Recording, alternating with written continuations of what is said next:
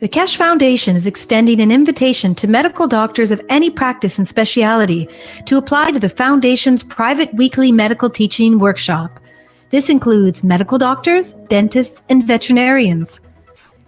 Scientists at the Kesh Foundation developed different types of plasma therapies and cures that utilize advanced, non-invasive plasma technology. The weekly private medical teaching workshop educates doctors to the plasma science behind the therapies, along with the functionality and operation of revolutionary plasma medical devices. The goal of the private teachings is to add plasma health knowledge to the profound knowledge of medical doctors. The weekly class is broadcast live over the internet through a secure private channel every Wednesday from 2 to 5 p.m. Central European Time. Presently, the class is only offered in English. However, you are free to bring a translator to the class. If you can't participate in the live broadcast, you can watch them later at your convenience through a private internet portal. Every patient's case that is discussed in the workshop will be kept anonymous and private. This includes cataloged findings and data gained from the analysis of the patient's health issues. Any medical doctor in the world who wants to participate can do so by sending an email to doctors@spaceshipinstitute.org.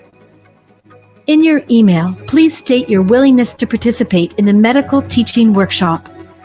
If you're planning on bringing a translator to the workshop, please state this in your email as well. After we receive your email, we will contact you with the instructions on how to apply to the workshop. As a part of the application process, applicants who apply, including any translators brought into the workshop, will be required to sign the Kesh Foundation's World Peace Treaty, which can be found at the following web address. All applicants will be required to provide proof of their education and ability to practice medicine, and will also be required to pass an extensive security background check before they are granted access to the teaching workshop. Healthful plasma technology is here, now, the use of which is increasing exponentially on a day-to-day basis on every continent. We encourage you to come and learn about this revolutionary technology. Apply today.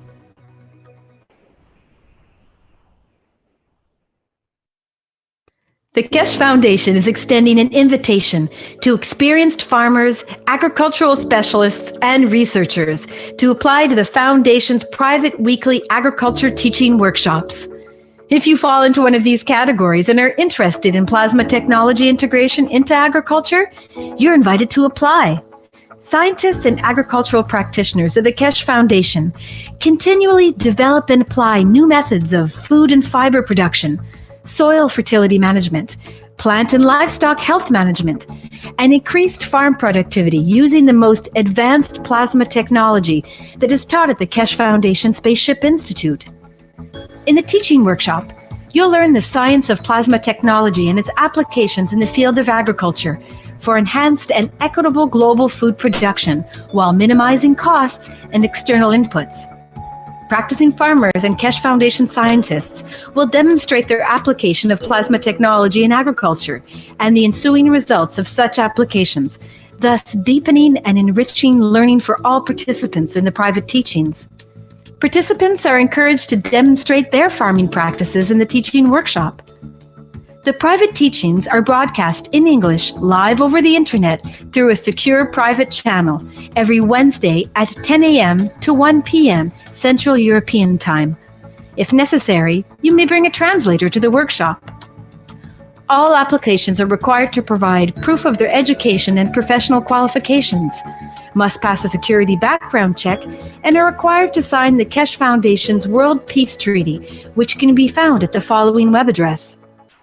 Translators that attend must also pass a security check and sign the World Peace Treaty. For details on how to join the private teachings in agriculture, send an email to agriculture@kfssi.org stating that you'd like to participate.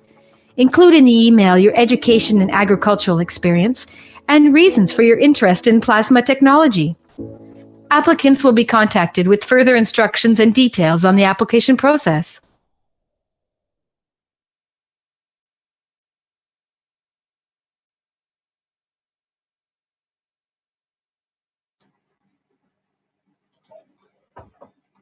Welcome everyone to the 150th Knowledge Seekers Workshop of the Keshe Foundation Spaceship Institute.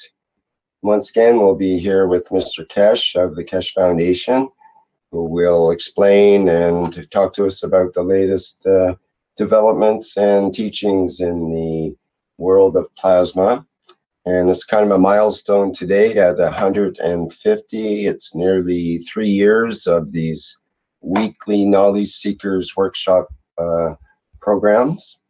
And that's many hundreds of hours of the teachings, probably in the range of 500 or 600 hours, I estimate. And so we're happy to once again hear from Mr. Keshe. I think he's available in the background there now. Are you available, Mr. Keshe? Are you there? Yes. Good morning. Right. Good day to you. As usual, wherever and whenever you listen to these Knowledge Seekers teachings, as we teach each other how it goes. As Rick said, it is a milestone. We started around November 3 years ago, as he wanted to, if I can participate in one of his programs, and then it became 5 or 6 teaching later as part of the Knowledge Seekers. We have shared a lot of knowledge, we understood a lot, we went through a lot of development, learning, teaching, and in the progress we have reached many people. Many people have understood and understanding the new technology, and many people try to grasp what the technology is.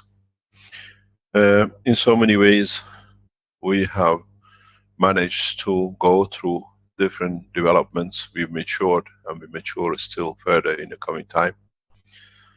There are a lot of progress still to be made. We haven't even, as I say, come off the 4 hands and knees to stand up yet in the space technology, let alone walk in the 1,000 steps up. So many ways we have learned, we have changed, and in so many ways we are teaching and learning new things together. The share of the knowledge will be determined by the use of the knowledge. As we say, usually we share some knowledge, we try to concentrate on deep teaching today. These are some of the teaching which we have shared with some of the innovation centers, with some of the private teachings which I see now is appropriate to be brought forward, and then we ask and see what is there to be shown, what is there to be seen. I hope we should be able to join John or Armin in further showing of their flight system, what they've done over the videos which they were trying to show last time. I've received a few emails and communications regarding something I thought a few sessions before, when we spoke with the development of the trials in Tokyo University. The first phase of trials finished last week, as we said, with use of the animals for non-toxicity. The second phase of trial started this last Monday on the cancer cells on 3 tissues of the body of the man and 2 of the mice. I received 2 or 3, maybe more, communications that, can you explain to us why did you refer to the sacrificing the life of the mice in the trials, and you bless their soul? This is a traditional.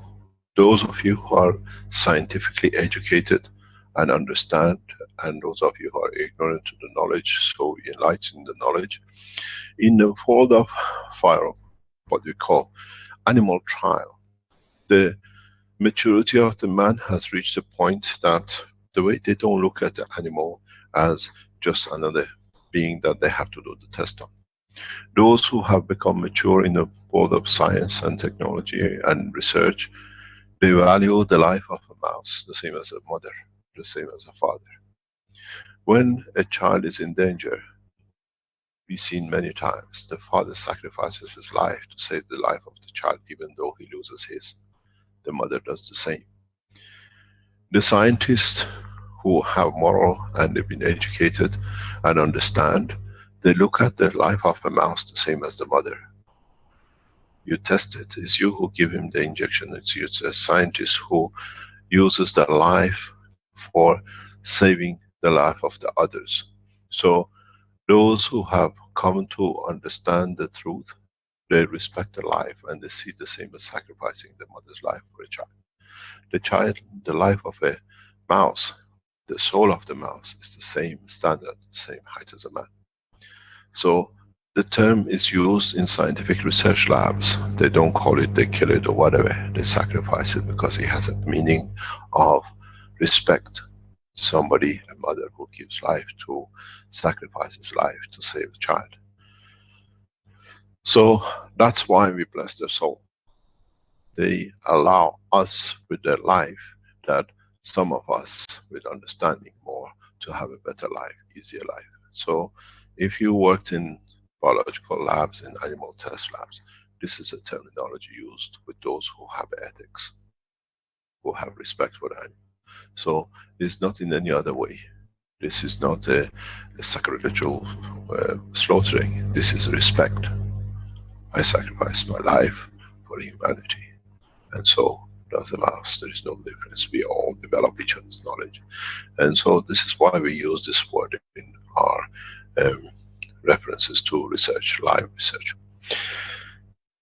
Going back into any other aspects of the development now in what we call research and development. We have this week we released the results to a number of national governments who were waiting for the what they call toxicity report, that is not toxic, that we can go into the next step. There are a couple of Northern European governments who are going to use this as a basis for the next step research. In Ghana we do the same, and in other universities like Tokyo, the next steps for full human trials started. We are waiting for our licenses now that it's come in, and hopefully by after the new year, the what we call the licenses for live cancer cell tests will issue in Japan and in other places. It is important to understand we need to be able to explain the technology. We've seen in places like Norway, politicians getting on the bandwagon of the Keshe Foundation. They say they cure this and they do this and that. We totally let them do. It's their job to bring the Keshe Foundation into public domain. They are serving the foundation. We don't claim we cure cancer. We always, even in our contracts, we say it's the processing, it's the body of the man who's got to process the cancer. In so many ways, we welcome the government investigations into every aspect of the Keshe Foundation, because they have to put it down. They test it. We had the same thing in Ghana. A lot of pressure has been put on the Ghanaian with all this what we call internet terrorists and the people paid by the paymasters, and the Ghanaian government just said, you can get lost. We've seen it, we have tested it for a year, we had it here, we've seen people who are totally what they call disabled, now they're walking. We've seen people with diabetic, they are doing it. So we've seen it. This is called what we call negative publicity, and it gives us more strength in the government. That's why they want it to be rapidly developed. We thank the new government of the Ghana who's collaborating with us on the same way in expanding their knowledge and developing the technology. The Keshe Foundation products are in the market from Monday, more or less ready to go in different aspects. Hopefully the factory completes its final phase. And next week we want to start putting materials with the full license from the authorities in Ghana in public. We don't, Keshe Foundation manufacturers do not put anything in the market unless it's licensed. If you are working around Keshe Foundation with manufacturing, have this in mind. From the day you go and open the door, it does not work that you sell an item, because you have to get your product licensed by your nation. We've done, we spent time. Now we have the same position with other products like the new power supply. We put it through the licensing and we achieved the delivery, hopefully to go through within the next couple of weeks or so, or this week. you have to receive a license for it. And people who work around it, we supply it across the world. We try to, and we ask all the Keshe Foundation supporters, if you are marketing anything, if you are selling something even to a friend, if you're selling, you set up on the internet, we see many people selling many products of the Keshe Foundation, not as an end product, but as a, like a pen or whatever, please make sure you have a license, you have a certification. We can and we support Keshe Foundation manufacturers which are signed with us, which is now, it's nearly about 8 to 10 of them. We will provide you with the, once you go into the system, if there is a need from the licensing authority as a backup, the EU certification of the material. This is only supplied when the factory is set up and it goes, and the licensing authority can refer to. If they ask for, then we supply it. So please be on your guard. Do not give so freely in the hand of people who want to speculate, but be correct in doing exactly what we did. You saw it with a pen. We waited nearly 3 months, 4 months. We invested money in the pen, we made it, and we waited for certification. We did the same thing with a pad. We did the same thing with the Maggraph system. Now we are doing the same thing process with the new generator which is coming out. We need to have certification on it that you are safe. How the people who want to use the Maggraph units, they've done that, trying to create mayhem. And in fact, many people have produced it for themselves in their houses and they're benefiting by it. We sold thousands of the Maggraph units, and we have seen people who are opposed to it, then now they see their bills, they shouldn't even come to talk about it. You got to understand, this is normal with any new technology. We are front runners for this technology, so we have to understand it. We have to welcome politicians to understand our technology. We've seen in Norway a lot of things going on around, which is a false information across by the what I call a bunch of people trying to abuse it. But in a way, it's a breakthrough for us. When the government, when the ministers take up and they accuse, then they have to prove. Welcome them in, invite them to test everything on the Keshe Foundation. You make an accusation, we welcome you to prove it because we have the proof. Especially those of you who work in Norway, approach your government, your ministers, and provide them with the system. So this system is the processing system, it's not a cure, it's not a medicine, it's not an alternative, it's a new technology. We provide you the pens, the pads, we provide you the liquid. It's for you to confirm us we are wrong. We have enough proof. The thing is, like when in Norway you have a minister who's going against you, deliver them the C certification of the pen and the pad and tell them this is a continuation. It's for you, we have a certification to prove we are wrong. Use the opposition from internal governments, which is fanned by those who are after fame, opposition, to the advantage of delivering the technology, and be very public with it. When you give the pen to the government, to the minister, the pad, take a picture of it, invite the press. You're accusing of us, telling we cure this and that. We don't cure, we process. These are our tools. It's for you to confirm we are wrong. We have a seal certificate for it. Never run away from the government. Your best friends are governments, because once they see it, they work with it. You've seen us how we work with the civil defense and the Italian government. The Italian opposition, which was set up deliberately, just disappeared. Because you cannot say to a man who's in an earthquake zone and you use the pad without no pain, and the government asks you, say it's wrong. They just laugh at you. So use all the government support, all the press support, that you release it to the press. We give it to you. This is the pen, this is the pad, this is the combination of the pad in liquid state. You prove us that what we have as a license document, especially in Europe, it works. Those of you who are in Norway, you have been given the best opportunity by the government. The ministers got involved. Bring her in, deliver the equipment to them, all the ministers. EU has at the moment a policy about Keshe Foundation. This was made a couple of years ago through the request of British government health authorities through EU. What are we going to do with Keshe Foundation health system? And it's been left on the table. Let's see what it brings. We cannot go. They've been through, if you do any health application as processing, there is a contract with the Keshe Foundation. You get your client as a doctor or whatever to sign that. This was done with a lot of detailed work by Dirk Laureyssens. He worked very hard and he went through every aspect that there is no way they can break the code and say we are illegal. He took it across. The Belgian authorities went through it with a fine tooth. The Belgian insurance companies went through it. They said this contract is so solid. So our health application came on the back of very hard work by Dirk Laureyssens writing this contract. We give it to everyone the same. It's a processing. We are not a healer.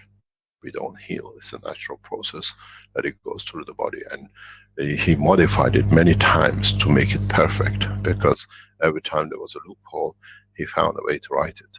So he's got a good, understanding of this, and it has proven. Belgian authorities took it to pieces. They took it to the court. They took it everywhere to test it, and they couldn't break it. EU did the same, because in this agreement, which is known as the health agreement, is the patient who asks for a system to be made and share the knowledge.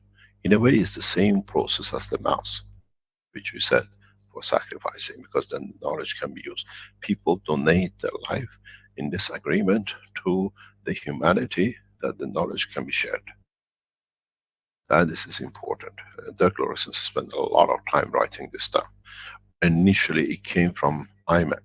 They gave us a base, and then Dirk Laureyssens developed it in a full, and it's been tested. That's why when it was taken to the insurance company in Belgium to underwrite it for the naturopathic organization as an alternative process, or what you call of changing illnesses, the insurance company went through it. They went to 2-3, they found the insurance company who wrote it as the underwriting of the application of the technology, where I can sell and teach other doctors how to use the system. So we have a certification for it from Naturopathica in Belgium, and is underwritten for those who can use it as doctors, and they've been made systems for. So places where they are manufacturing systems in Europe, you're under the cover of them, because once it's applied in one European nation, it goes with the other. You've got to understand there is a lot of work done in the background, in the strength of it. A lot of work has been done by all of you to give the strength. Do not get intimidated by people trying to intimidate you. Welcome any accusation to the governments and deliver. The first thing is, especially in Europe, the pain pen and the pain pad. I say, this is a certification, you prove it's wrong. We supply, they come to us, because we have to supply it. We have all the certification for it. This is the way to go. Now the governments have become alert. Don't see them as enemy. They are the best friends you could have. You've seen the collaboration between Keshe Foundation and the Italian government and officials. You will hear a lot more what's going on in Italy. In Italy, there's a huge, huge problem with contamination, which the Keshe Foundation has completed it. And now we've become, in a coming time, you will see, as part of the organization of decontamination. I thank Paolo, I thank Giovanni being in the background supporting this too.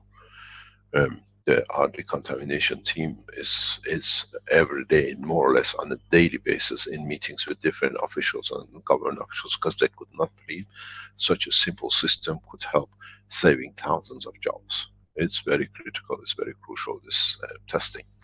And they have tested it in the labs, and they've seen it, they have the data, and national government, national international organizations are coming to Keshe Foundation in Italy with the support of the team we set up there for decontamination. We keep this company very much on the wrap, because its job is not to report to public, but to report to governments only. It is one of our internal government systems that are working inside it. Don't be afraid. The governments come in because they don't know, because they give them wrong information. Use it, because they have opened the door for you. It's for you to go in and deliver. make an appointment with the Minister of Health and say, this is it. If there's a miscommunication, this representation by press because they make it hot. But this is the reality. We want to deliver. We want to give you the pen. We give you the pad. You test it. You got a pain. You got a house. You got somebody back pain. Test it. And then this is the liquid pad, because the liquid pad and the magnetic pad is the same principle. So you can use the liquid patch because it goes on the same licensing. And because it's the same principle. And then let them test. Let them bring it through, because they cannot deny it. We are in the same position now with TEPCO. TEPCO is in a very delicate position with us. We keep quiet. They wanted us to keep quiet, but we don't keep quiet. We are in the more or less past 3 weeks under direct contact with TEPCO to sort out the Fukushima risk. They are very angry, they are very aggressive. Why did the information go public? It was supposed to stay hidden.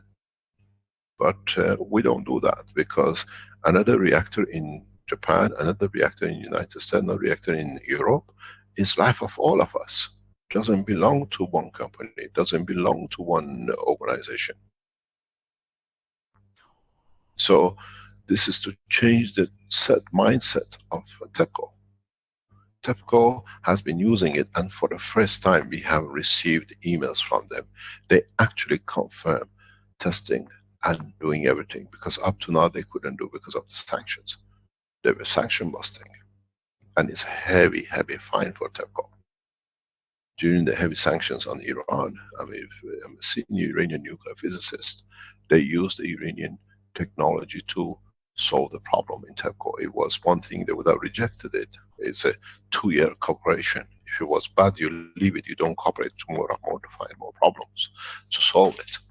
So now we are in the sanction busting with TEPCO. How do we solve it? How did IAEA allow TEPCO to use it? Now we have it in writing. TEPCO has, but whatever have written it, and they've committed to using the technology. This was heavy for the management of TEPCO, how this came out. One of the senior officers released this email that they've been using, they've been approaching, but they're angry about what happened is going public. It was not supposed to. Why should that be? They have to learn to be open. So in a way now we can make a move on TEPCO very directly. Now they have used, during the heavy sanctions of Iran and Iranian nuclear technology, to help their people. But it has to be that way. Now this allows us, with what we have in Japan with research and in a court in Japan, to force TEPCO to open their hand.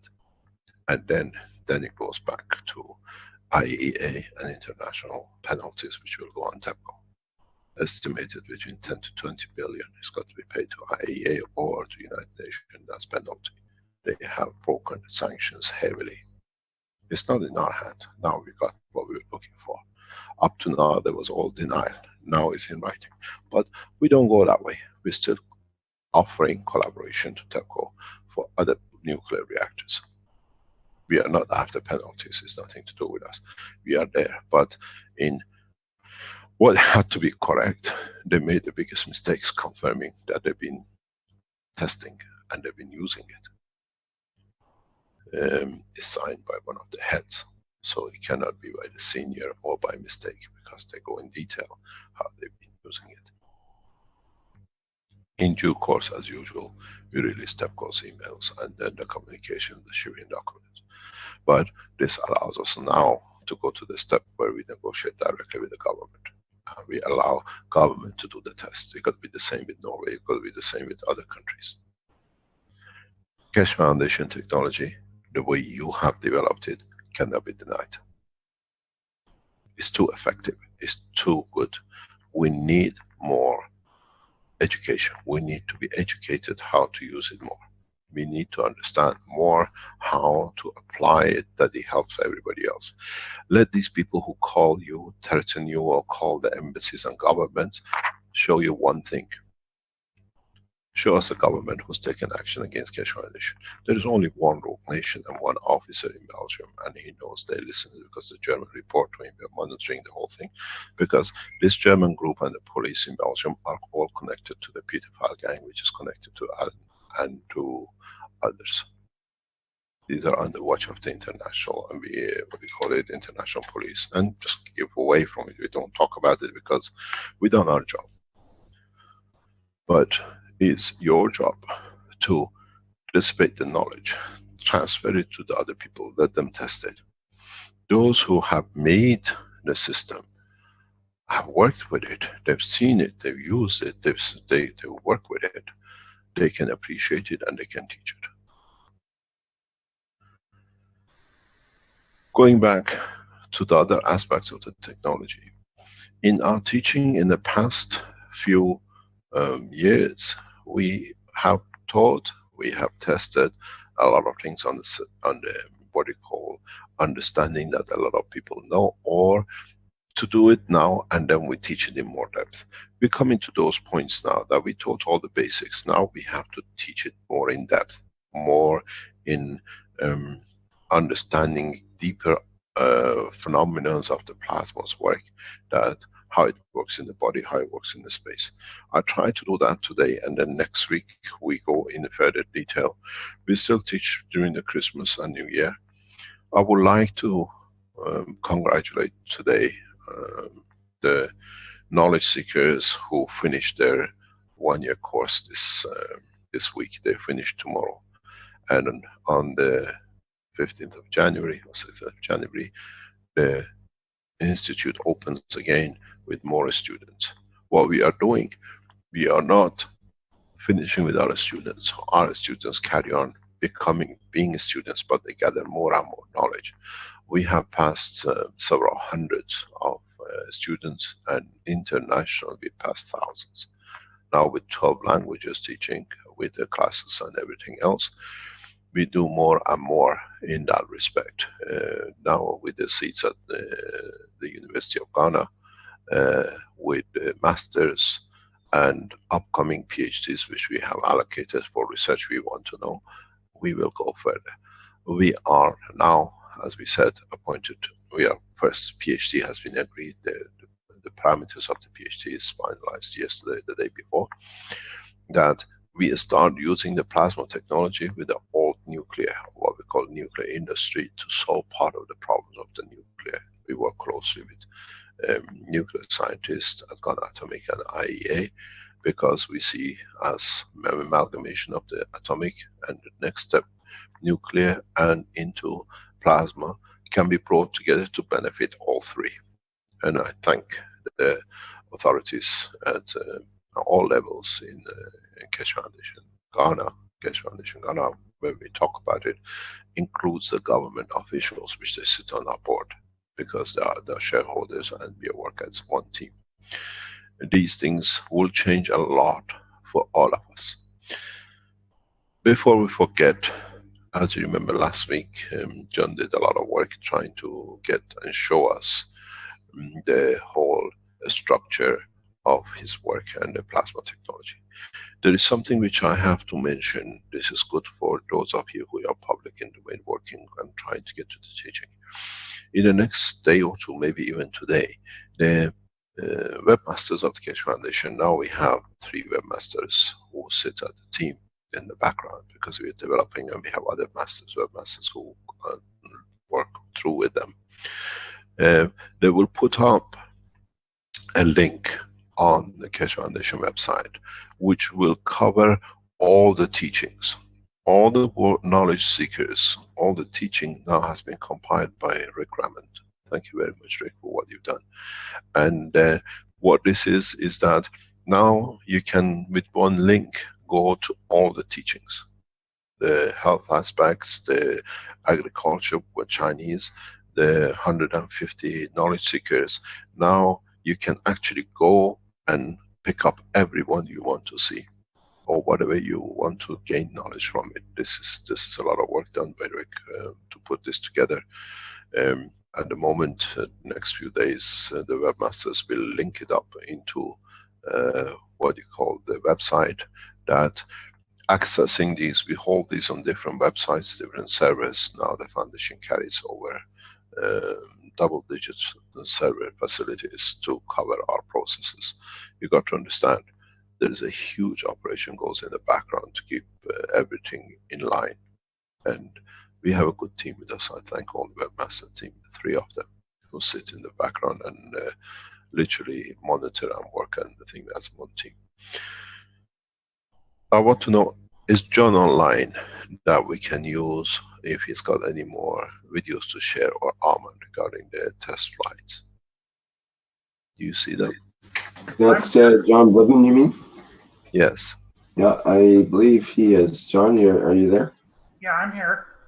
John, do you have anything to share with us on your further development? Did you find those videos which we were looking for last week? I can pull those up, but you know, those are a little bit on the early stages of production. I mean, the early. Doesn't matter. It's okay, because we have to see. Nobody has seen this. Is the first time. Your center and our center here in Ghana is the only 2 places we can do these things, and anything can teach somebody. To us might not have much understanding, but to them could be a point of understanding more. The other thing that I have would be the new testing that I'm doing on the new configuration. I've put together a couple of videos that I put together this week. Would you like to see them? Okay, go ahead, please. Is Armand in the background, or is he asleep? Yes, I am here. Hi, Armand John. Armand, have you found those 2 tapes, those that they can be shown? No, I can't find it. Okay, I have the links on my links. I'll bring it out. I'll dig it out next week. Be sure. Okay, John, would you like to share with us? Okay, we're here and here. Hang on a second. Let me kind of get a setup here in the background, okay? Okay, while you're doing it, let me add to something come new.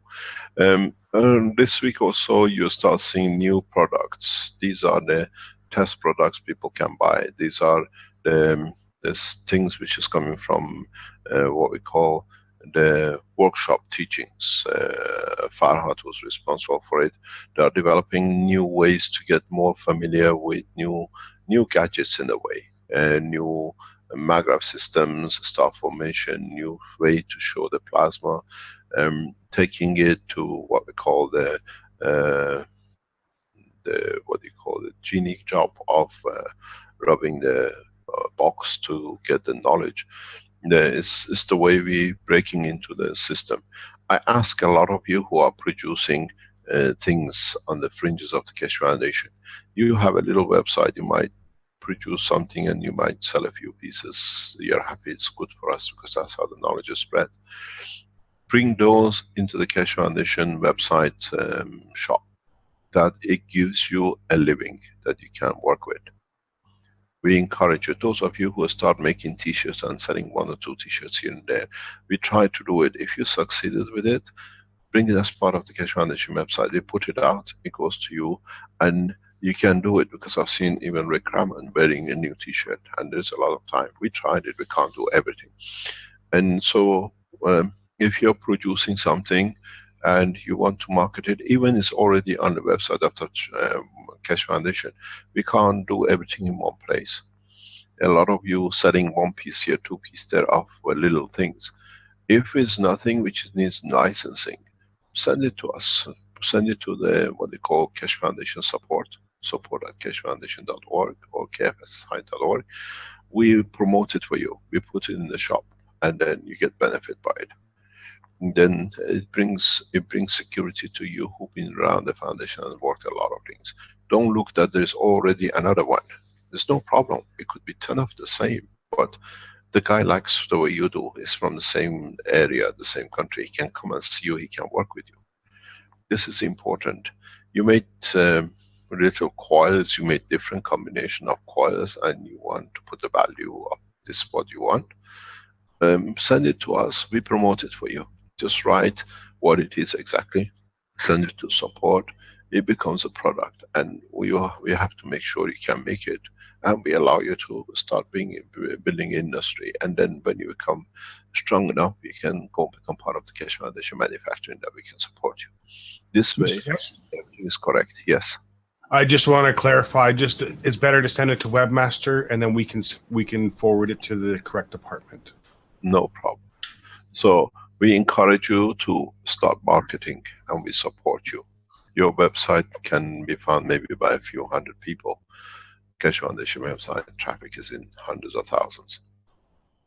And this gives you at least a lot of people who don't have a job and are making these things one at a time in the house or something, a coil, a combination, a decoration type of magnet system or whatever.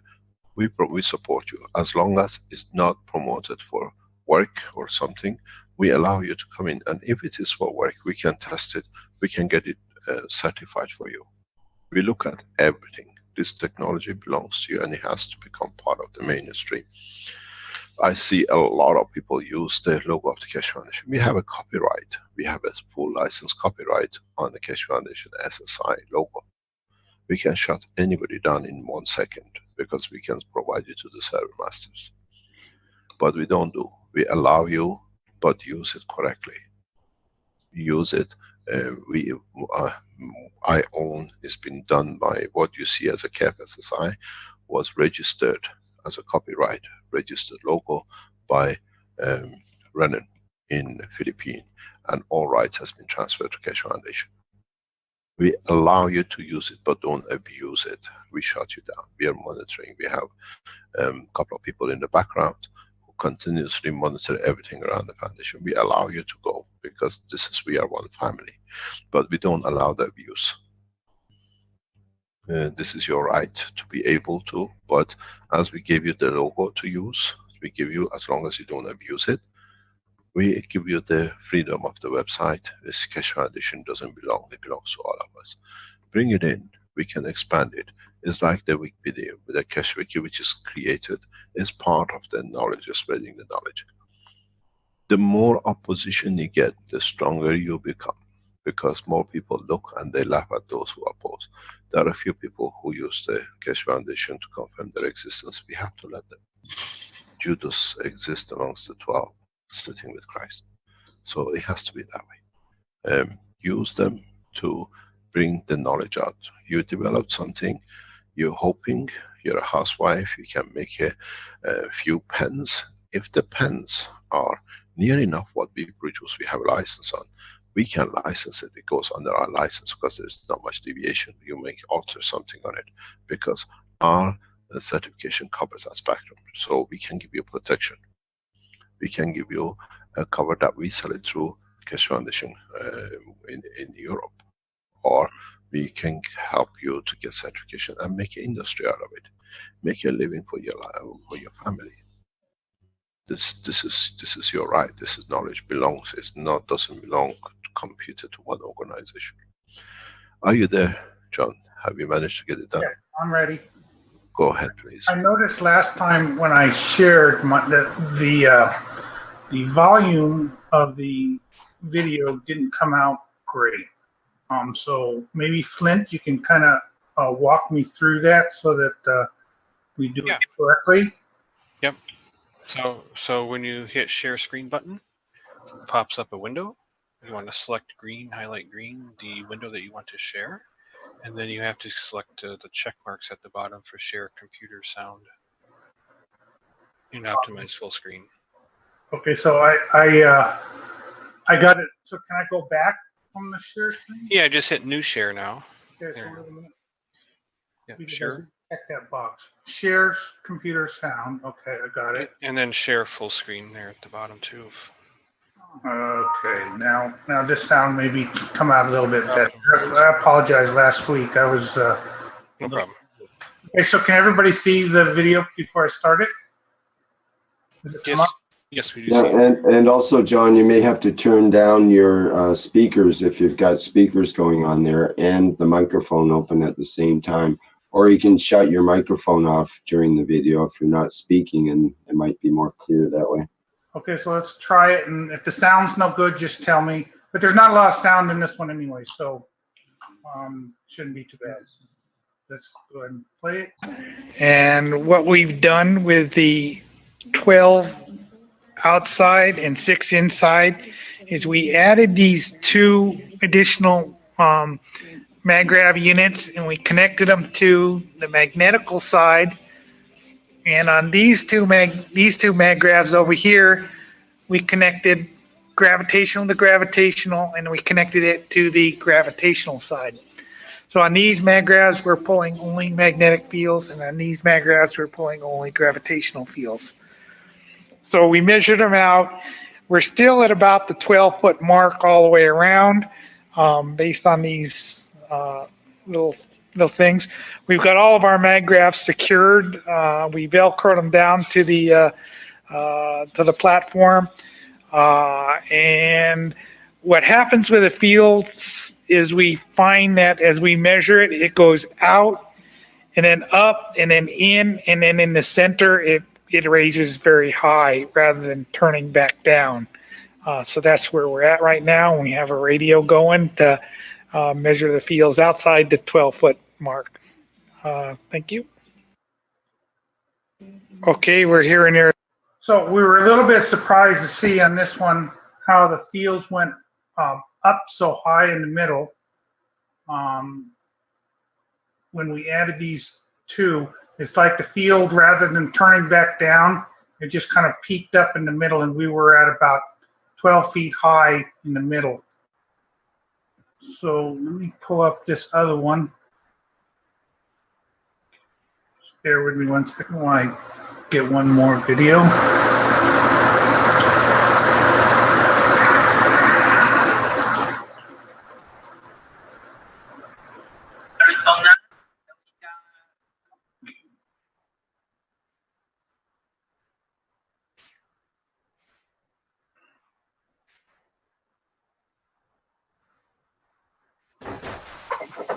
Okay, here we go. Do you see that now?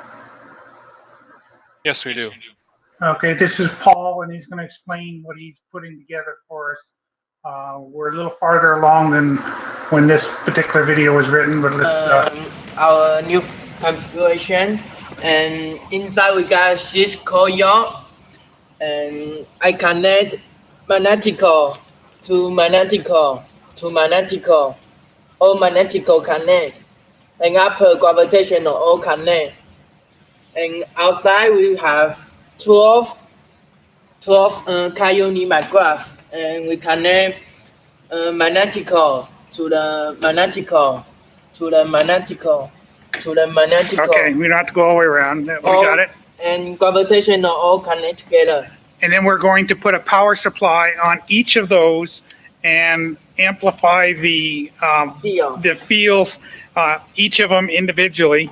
Now, our intent is also to put a sun in the middle of each one of them, and we're going to coat the coils themselves with alkaline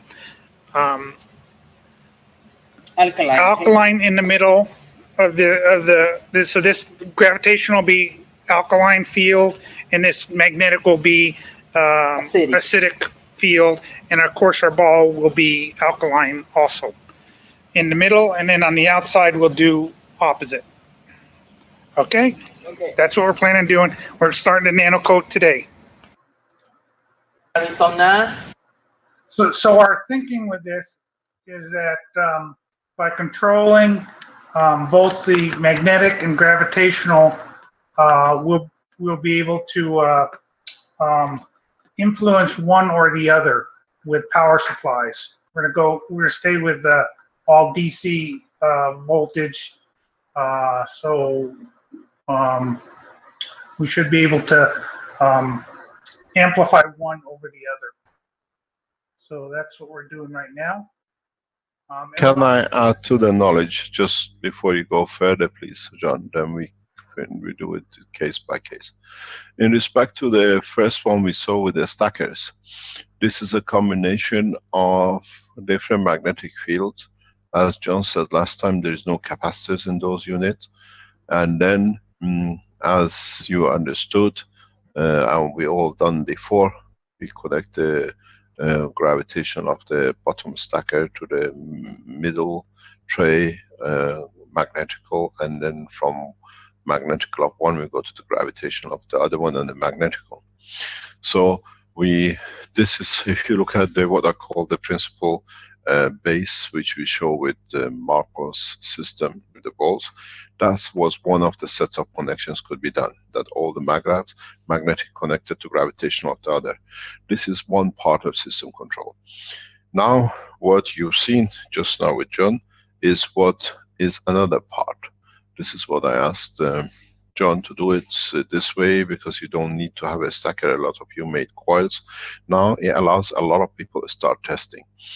This is needed in the operation of the system, what you see on the table, that we can expand only the magnetical field of the spaceship, or we can strengthen it, or at the same time we allow the gravitational center to be strengthened for the directional pull.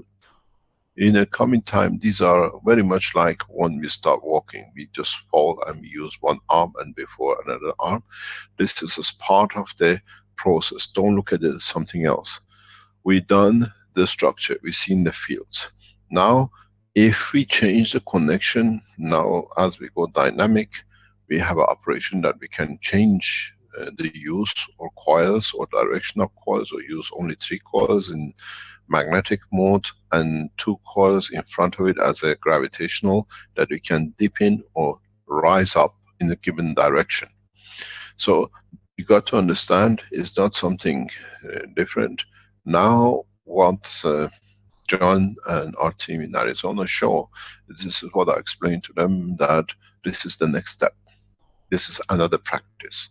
This is to show how we can increase the gravitational field and what happens, or we can increase the magnetical of the shielding. And then if they, in the test you will see that when they increase the magnetical, how far it will go and how much they can strengthen it.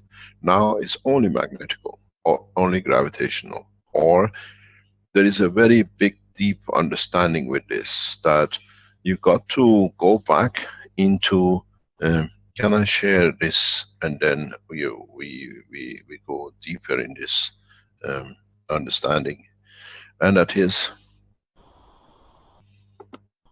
you have your gravitational ring and you have your magnetical ring. A lot of you have connections in different way to it. Please understand, this is important. The strength between the two is your voltage, or your potential difference as we call it. The strength between the two. This is like if you look at it, a dam, energy falls in. So the height of the dam gives you the amount of energy you can get from your turbine when the water falls. That's the potential difference, what we call kinetic in matter state. In that has a ratio by drop. In plasma technology, this has order of magnitude increase, or what we call, let's call it A, which is the order of magnitude. In the matter state is multiplication by order increase. It's a big difference, I explained. If you had 2, 1, 2 by 2 is 4. And then if you increase the height more by 2 is 8. If you do the same, if you drop it by order of 3 is 9. But now with order of magnitude you go totally different. Here you go 1 or 2 plus 2 is 4, plus 2 is 6. Here order of magnitude, you see what happened. When you go 4, let's say 5 times 2, depending on the height, is 10 times more. When you go by order of magnitude, you see 2 to the power of 5 is 64. 64 times more stronger, where here is 10. This is very, very important. This, if you understand it, plays a huge game in coils, in the what we call this potential plasma plus potential difference. So what it means in the coils, for every turn you go up, not 1 plus 1 plus 1, you go by order of magnitude by 10. Then you go 10 to the power of 1, then you go 10 to the power of 2, and the rest of it, and you see how it changes. In plasmatic field, you go by the order of magnitude. In matter state, you go multiplication of it. 1 plus 2 plus 3, and you go on. And this is one part of the story. The other part of the story, which is the current flow.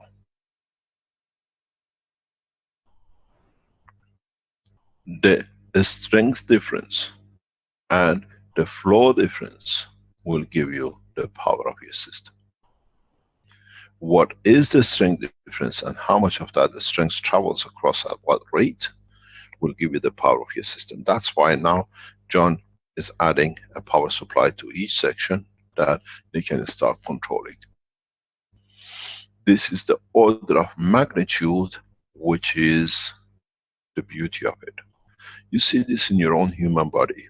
As I said in many teachings, you have one equal to amount of one nail in your body, iron, if you put in matter state. But how come it covers every single blood in your cell in your body?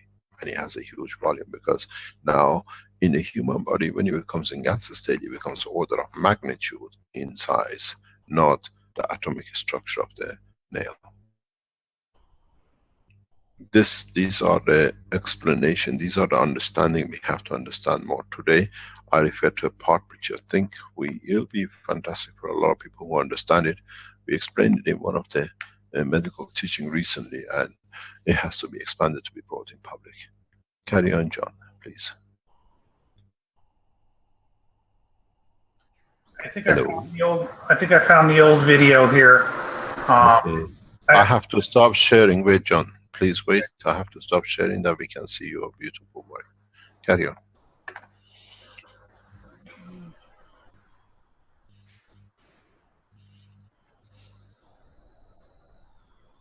Let me, wait a minute, I forgot to check that box again. Okay. Okay, can you see that okay? Yes, we do. Okay, so this was an earlier test where we only have 2 of the high voltage transformers, and what we're going to show is how the fields at this point in time, how we're able to have them come back in kind of a toroidal shape when we measured them. So let's go ahead and watch it real quick. Here in Arizona, we got the double transformers hooked in parallel, and now we're going to add in the violet ray into the system for additional fields. Right now we're about 12 feet out. Can you, right there. So, Julian, I just kind of hold it right there and just see if when we turn it on, if we start getting farther back fields, okay? Go slow, David. So we were before the violet ray, we were at 12 feet. Now we're going to amplify them even farther. Whoa, even the violet ray seems to be stronger. Whoa, I can feel the energy field right here where I'm at. The hair on my leg is standing up. How about you over there? Julian, nothing. Up. What are you getting, Julian? No signal? Oh, it's getting high. But not a lot farther back, huh? High, but not farther back.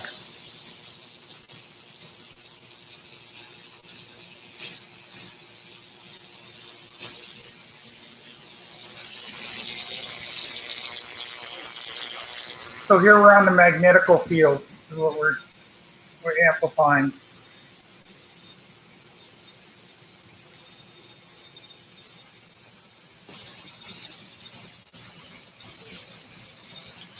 Standing close here to the fields, I can feel them. I'm about 6 feet away, and I can feel I'm standing right in the middle of the field. That was something else that was very interesting. Being in the area of the bubble, you could. So we're getting a signal which is about 12 feet out, and it's going very high. It's going halfway to the ceiling, at least. But it seems like it's going like in a toroid, and it has a definite end of the field. I'm inside the field. Yeah. Can you feel yourself right on the edge of the field? Can you feel emotionally you're right on the edge? Can you feel it? Yeah. In, out? I'm vibrating a lot. Yeah. Okay. Okay, so here it looks like when we're measuring the fields coming off of the thing, it's like, do it again one more time, David, so you can see it, right? Okay, so it's on the ground, and then about an inch up, it stops, and then comes out and up. Do it again one more time real slowly, David. It blinks, it stops, and then it goes again, and then kind of comes out. Yeah, it comes out and up. Out and up.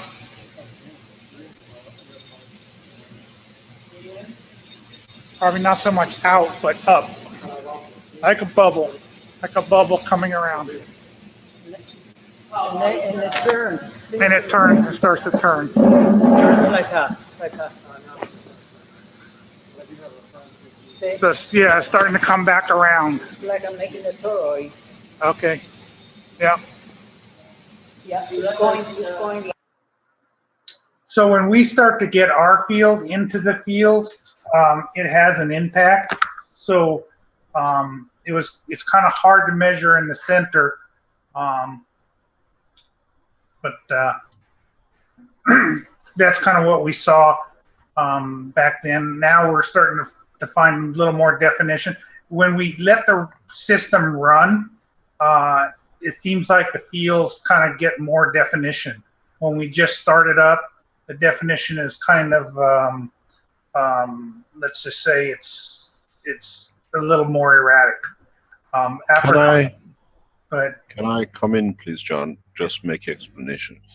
As you see now, for the first time, you see the magnetic field shape of a spaceship. You see it just curves up and it goes up. So what has happened is that the base John has chosen is the base of the spaceship. That's the bottom. It comes flat at the bottom there. And then you see it as we saw with our colleague there. He puts it, he takes a side shape and it goes, curves up and it comes back in. This is what I was trying to explain before. It's the first time we see the structure of magnetic field in the shape of the spaceship. Now that John showed the other video with the rings on the floor, without the magraves, but the magrav rings, what we call, as a set, but not as a stacker. Now, when they connect it and they add it, then they can put this on top of the old or the first system which they just shown. Then they can strengthen just only gravitational or magnetical. Now we have the definition of the structure. For the first time, we have shown a spaceship in field. And you've seen John very correctly asks, can you feel anything? And he says, yes, I can feel tingling in his finger, because that's now he's in the field zone of the magnetic gravitational field of the, what we call the spaceship. The reason you see collapse in the field is because the body needs the energy, so it absorbs it. You're carrying a lot of oxygen with you. Every single amino acid has an oxygen link in it. So the body absorbs a lot of energy and you see the collapse till it gets saturated and becomes part of it. So for the first time, now you have seen it. There is a video which I hope John can get access to it. Here you see they use the magnetic field, or what are called the plasma zapper. In one video, which I don't know if John can find out, he shows he can build that directly from the system when he connects one of the lines in. Which means you can create your own energy field internally in the ring without any external, and the field expands. John, do you have that one where you show the plasma between the contacts of the wires, which you do on the ground? Do you have that video? You just sent it to me last week or so. Was that the one with the violet ray, or no, the one which shows just you connect the magnetic field wire near to the other wire, and you see the spark. Yes. I'll find it. If you can show that, yeah. These are, you got to understand a lot of work now goes in Arizona for this research. As we said, they have the facility. The next facility will be ready early next year here in Ghana, because we have literally a building like Cape Canaveral. We have, I think it's about 15-20 meter high, and it's just getting cleaned up, and it'll be the test center where we can actually test flight, lift, and everything else in there. So you got to understand what these steps come to. You've seen the single maglev power, then you saw how the field is. There is another video which shows the donut shape, which means you can control it to increase the field, the strength, that you can travel with a high speed. Now you saw the rings on the table. A lot of you have a lot of coils. You can make these rings and start testing yourself. Or those of you who have a lot of dynamic cores with different gases in, you can put it on the table, you come to the same conclusion, and then you can change, vary the things. Arman has just come up with a single system, beautifully he's done it. I'll ask him to show you. We hopefully can produce it in state or other places, that you can actually control a lot of things, internal, gravitational, magnetical. This process shows us now that now we made the field. For the first time, I told you, you see the shape of the spaceship. You saw the way the probe was going in and the light comes on. It has a defined shape of a spaceship. And it goes flat on the top because it domes in, and it comes back. When you measure it on the other side, exactly 180 degree across, it's the same shape. So now, for the first time, you have seen the shape of the spaceship at gravitational magnetic field. The step now with the coils, which going to sit on top of the maglev unit, will now define the strength of the field. So we're coming to the second layer.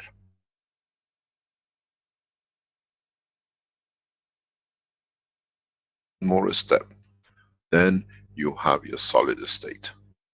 You can visually see the field. What happens now is the gravitational magnetic field, which we saw with the 12 stackers, which the last video, now has to interact with the maglev magnetic field, the strength of the coils which are on the floor. Go back to the medical teaching. The coil underneath is the bottom layer. The set of coils which goes on it is a middle layer.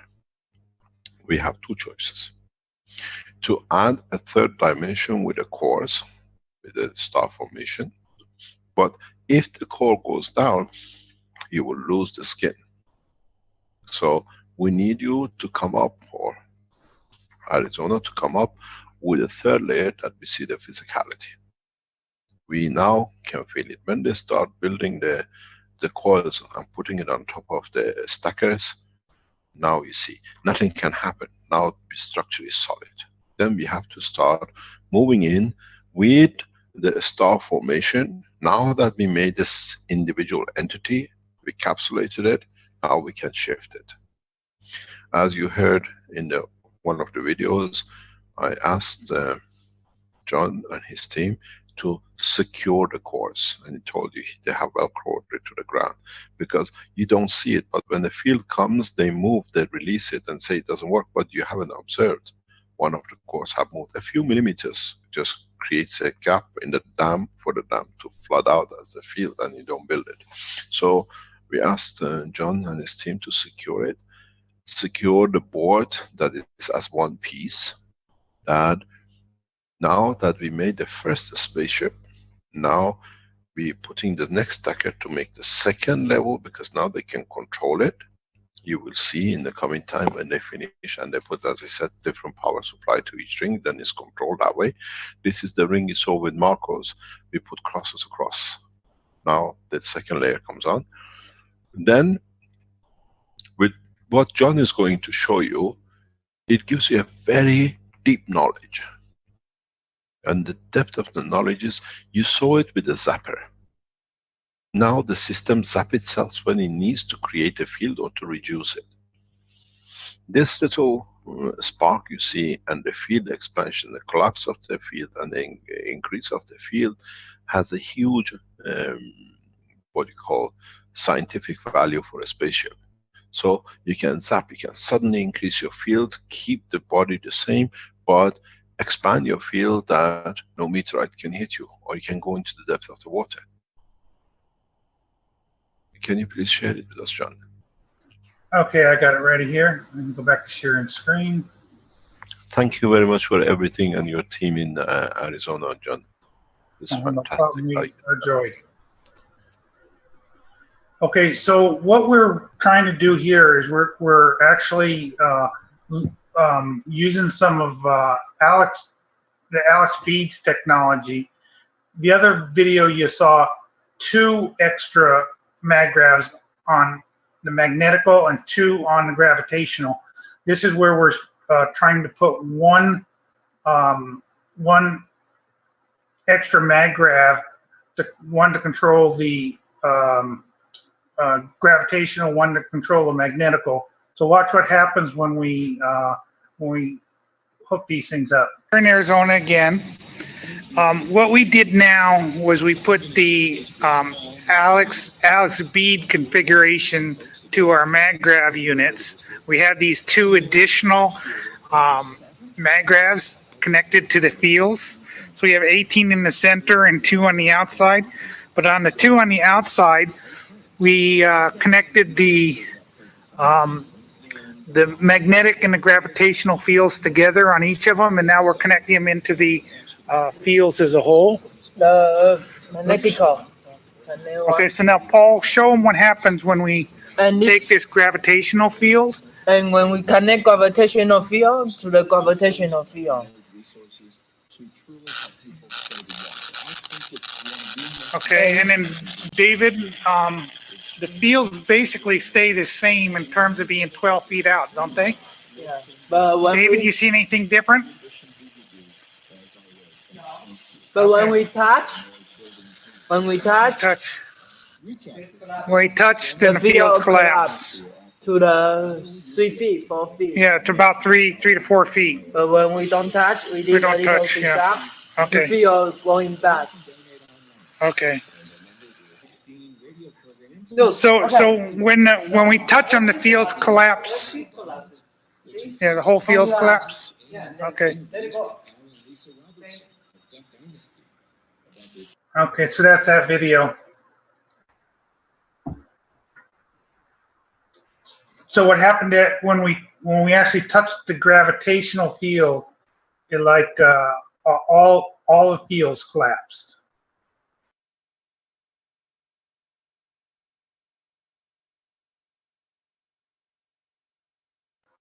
Are you there? Did I lose you? Yes, yes. We hear you. Yeah, we hear you. But you have to explain why John is collapsed when you touch the gravitational. Scientifically, to explain it is, you increase so much the gravitational field strength that it absorbs everything inside. This is what the fallacy which Hawking came up with, that the black holes are the center that absorb everything and nothing goes out. When you touch the gravity, the whole thing comes in, but you still have the magnetical, which reacts with the outside. You absorb all the fields but only gravitation of it, and that's the reason. You see, it doesn't collapse. It centralizes to the middle ring. In further tests, you will see how the power concentrates in one position. In further developments in the coming weeks, I'll show you how to use these maglev units in concentrating plasma fields, which means in a specific configuration, you can open the space into direction of travel. What this means is this. I'm going to share again, John, with your permission, to add to the knowledge. What you can do in a, I'm going to try to clean everything out here.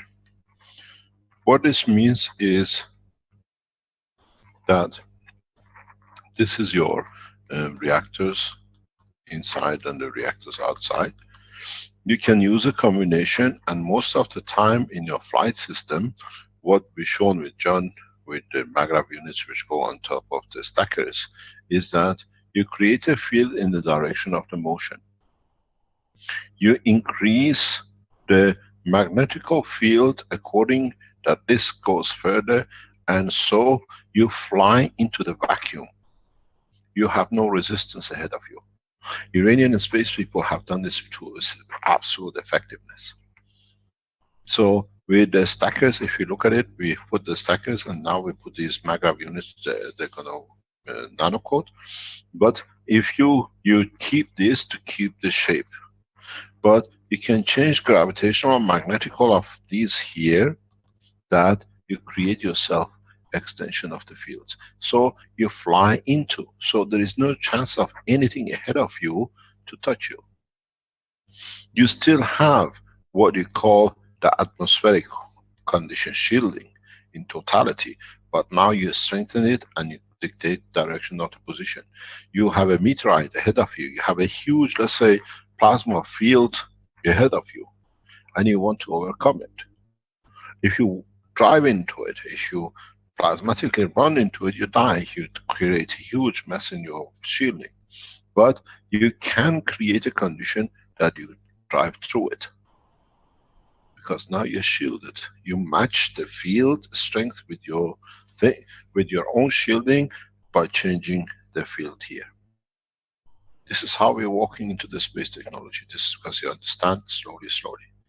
There is a beauty with this. I explain this all the time. Many people understand it.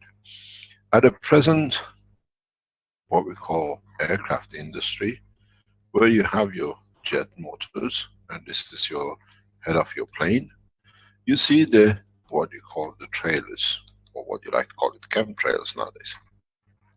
So the trail here shows the where the plane is heading, the head of it is, because the head of the engine, the head of the plane is ahead of the smoke is in the back of it. With the space technology is different. The trail which you make ahead of you, actually your craft sits in the bottom of it. It's totally opposite. Here you're at mercy of God, that there is nothing there to touch you. Here you always fly in a very protected zone because you control it. This is why this technology, space technology, is so safe. This is why I asked John to go to develop these new rings which you saw to be nano-coated. They're connected with power supply. And then there is a second step into this. John refers back into what we call Alex beads. If you look, the structure he said is a kind of Alex beads. But you have these two beads here. What does it do? Go back to understanding. You have a feedback. What does it mean? You feed back to the other one and you feed back to itself. This is important because take these two in a very simple way. Take these two with the 3 connections of them and place them inside. Reverse the course internally.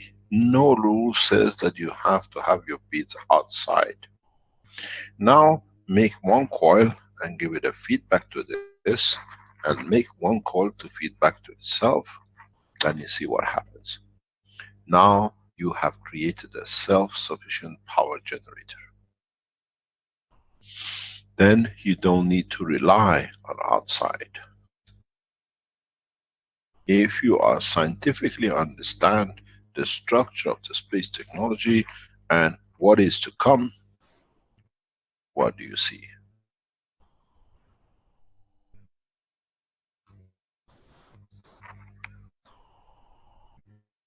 A lot of you who work with amplifiers, you understand it. Y connection, creation of potential difference. And then when you connect this, is delta connection, creation of power, flow of current. So now you see a self-sufficient, and this is what I kept on telling you, we're on the verge of releasing the generator. You have to understand where it comes from, but we're dealing it totally different. The top core becomes the weakest. We fill it up only with CH3. And the others, because we feel different. The internal confirmation, depending how we feed them, will dictate the potential, and we can increase it. Or we can go on a delta formation and do the current. But now, because we use coil, those of you who understand electronic and electrical, you've seen the structure of the new power generator. When I tell you we are on the verge, we do, because we produce so much, we have to reduce it. Now you bring a combination of the maglev unit, stacker unit, the star formation together, and you have your self-sufficient. This is how the human cell works. This is how the amino acid works. I told you I opened the book of understanding of knowledge. Now you see where we are. Those of you who understood power generation, now because of the initial power created by the first beat, as you call it, you create your potential difference with it, with your Y and a delta. And if you connect it in the right way, this Y and a delta combination becomes the double coil, what we called feedback. Potential feeds on the current, and the current increases the potential, and then you have your system. This is vital, this is important in understanding of the technology. Why you saw John putting 3 reactor base in the middle, and if you remember in one of the videos last time, there was a little reactor running in the middle. If you put a CH3 reactor, a core on the top of the, what do you call it, the tripod, and then cover the other 3, now you can create lift. But you haven't structured the plane that it can lift off. You have to close and make it a self-contained, that whatever you do in it is yours. It's like a house. When you don't have doors and the walls in, the wind takes you anywhere. When you put your doors and walls in, which means you can recreate the spaceship, you can heat inside, you can blow a football match inside. It's all yours. You decide what happens in. And if it's like a balloon, you create enough weight reduction in mass, the house floats or the balloon flies. We're not doing anything different. But now we are doing it with much more order of magnitude stronger. A lot of you have been asking me, can we have a blueprint for the generator? It's on the table in front of you if you understand world of plasma. Our generator is ready to be done, but we are perfecting it that you don't get huge 100, 200 kilowatts. A lot of being asking, can we see what happened with the generator? It's in front of you. The initial system was tested over 8 months ago. Wernie, are you in the background? Do you see Wernie? Yes, Mr. Keshe, I'm here. Wernie, when was the first time you tested this system, Delta configuration with the maglev units?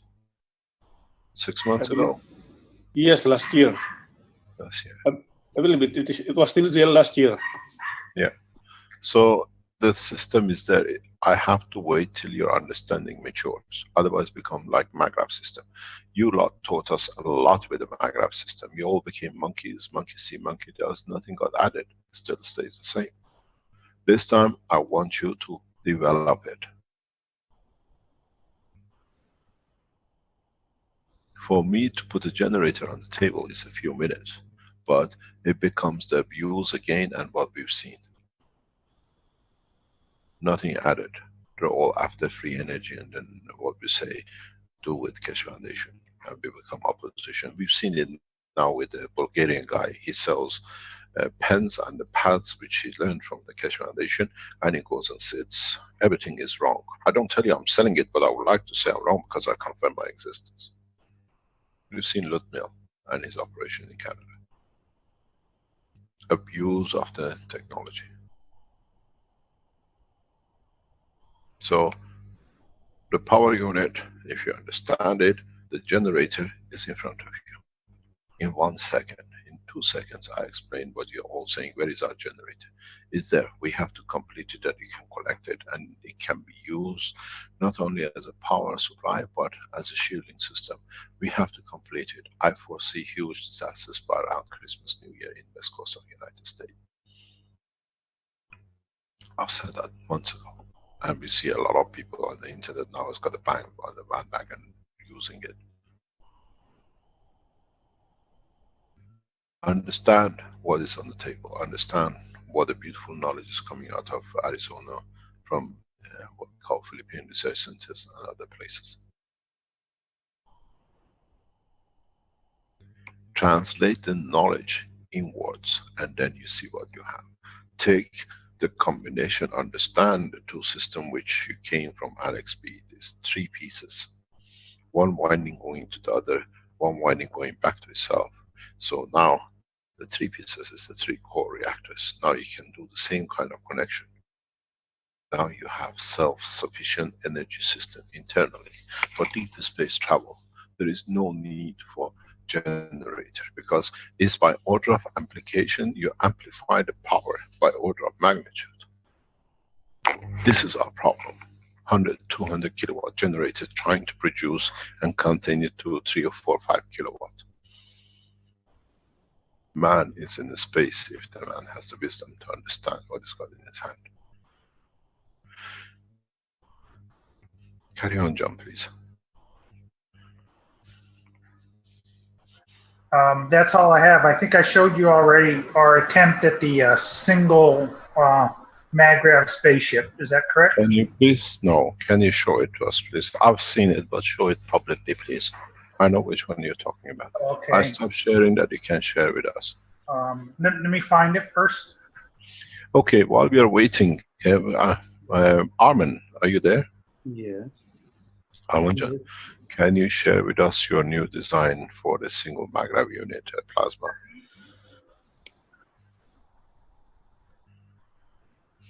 I want to ask you one question, Mr. Keshe. No, you keep on asking question. Show me what you have first. Go on, ask the question, no problem. Okay, this one. This one You is... share the screen. Share your screen, we don't see it. And explain why and how you're doing it. You're perfect in these things. Okay, 1 minute. David.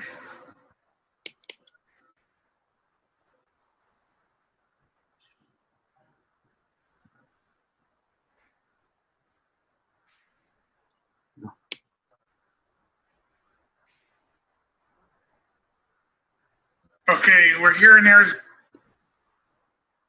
I think this one. No.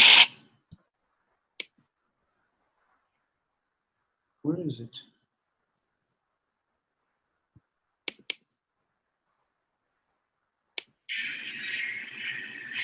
Test.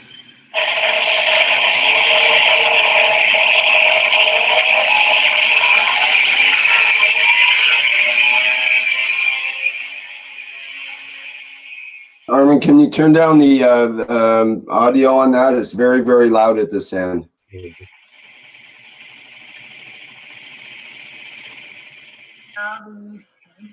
Between the MAGRAV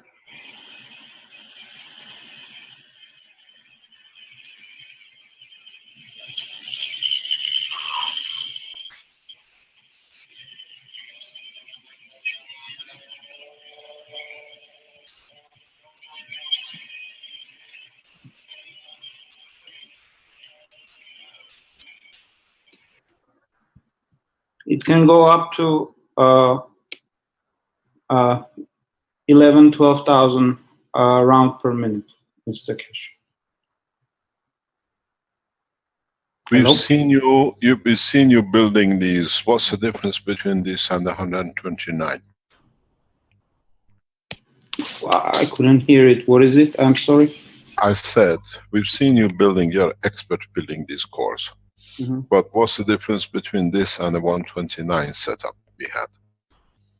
Which you built 2 years ago. Inside core, I have double cores, so they independently, are rotating. That's the difference only for the cores. Okay. Now, let me add to the knowledge in a different way. Armanjan, close your screen. If you look at this one single, you send me a 3-dimensional design of it. Can you put that one? Sure. Do you have it there? Yeah, 1 minute.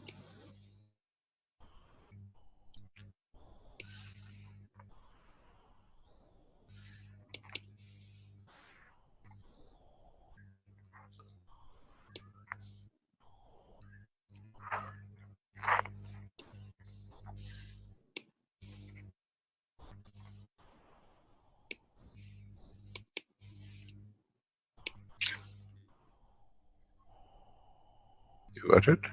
Yeah, let me find it. That's all. Okay, while you're finding it, let me explain what it means. You found it? Yeah. Okay.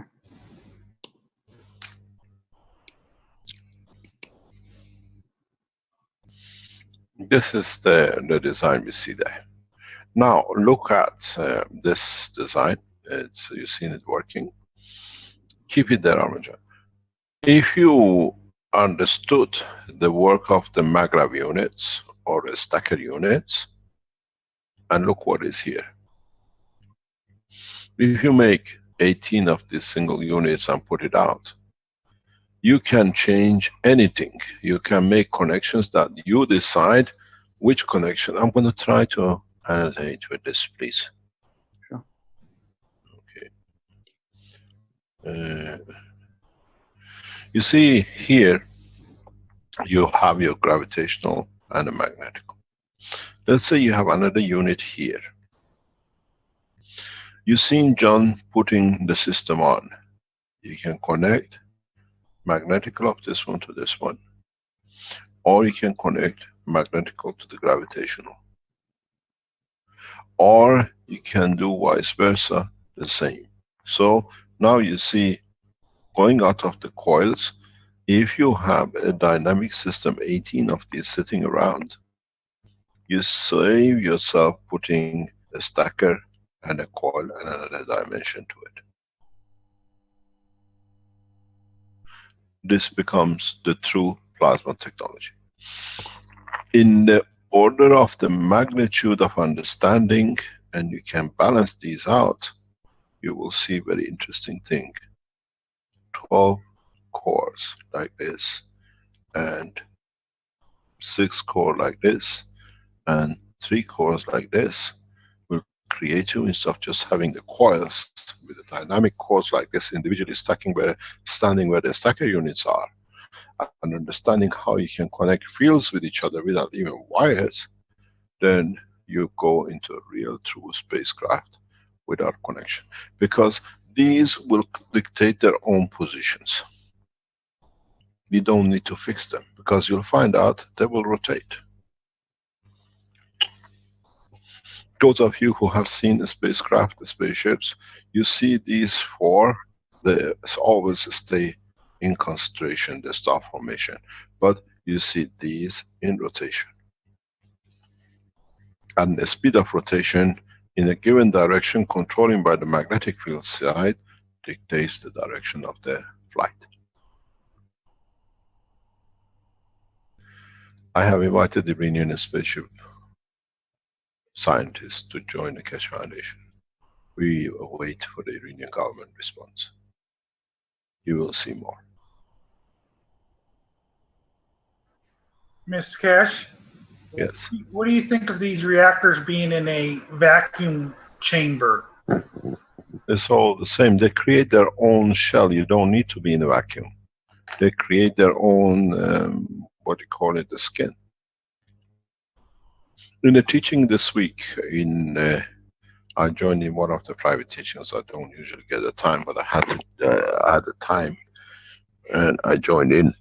And I explained something very simple. Can I share, please, the screen?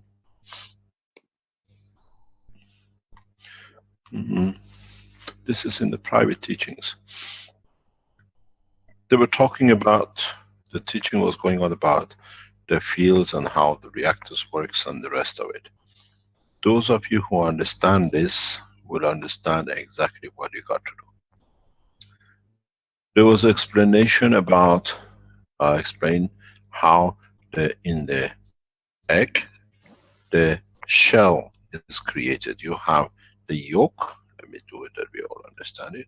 We have the yolk of the egg, then we have the white of the egg, if I can put it here like this. And then how is what we call the shell of the egg is created? How does an egg create its shell all the time? It is very interesting to know how it does it. How on an automatic base every day shell is created. Where does it come from? Once the yolk and the white is made. The creation of the calcium shell is understanding of the knowledge, what you already know.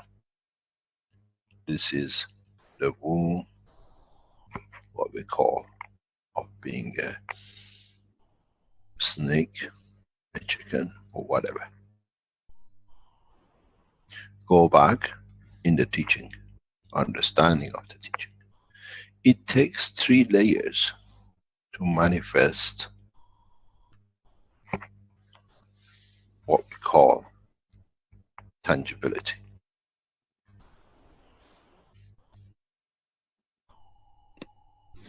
The yolk creates its own gravitational magnetic field. The white creates its own gravitational magnetic field. Now you need the third to create the eggshell. How does it come? The womb creates the second from inside. Is the way its gravitational field force does, and it's got the property of the structure of the second layer, and the body over the evolution time of the planet have created that both entity decide to give tangibility, and the field strength created between the womb and the yolk and the white leads to the creation of the shell. And that shell, the strength decided, is equal to the calcium which is coming from the chicken. Chicken does not need to have calcium to build it. Chicken can do without the calcium, or animal can do to create that skin shell, not necessarily the hard shell. So for the first time we understand how shells are created. So if you understand this, and you understand what I spoke about, the third part, you have a stacker, you create the ring, you create the 2 parts, the yolk and the white. Let the gravitational field, the magnetic field of the environment gives you the tangibility in that environment. Then this way you exist any dimensions in the universe. You don't need to change to aluminium or another one. You always stay. The environment, if you know how to create it, because it's got its own layer of gravitational magnetic field, and in the universe you create a continuous shell. Does not matter either in depth of the star, inside the inner sanctums of a planet, or in deep space in the free plasma attachment. Now, If you understand it, you see how reptiles do it, how chickens been doing it, and for man, we never understood it. Because if we put a man in a shell, as it does with the reptiles, you ask a woman to give a birth. It's such a huge mess. In the mammal, the structure of the inner layer of the womb has changed, does not allow solidification. But in a specific order through the membrane, or what we call RNA and DNA, allows the creation of the structure of the first bone, because it creates that gravitational magnetic field. Then the child has the first bone. There's no difference between the shell plasma, which created the egg of the shell, or the bone of the chicken in the middle. But it's a specific field combination very rapidly working that gives you the structure of the bone. So you understand this, you understand what John is doing at Arizona, then you understand where your third shell comes, that on atmospheric Earth, you still have the shell, but you still create a plasmatic shielding. It's two different things. You touch the egg which comes out of the chicken, it's still warm. But you still have the solid skin. Child is born with a heartbeat, still warm, but with the skin of the man. You put that skin in a different atmospheric condition, you get different color of the man, but the reality hasn't changed. The man inside is the same structure. Racism has no meaning for those who understand the reality of science. It's the ignorance of the man.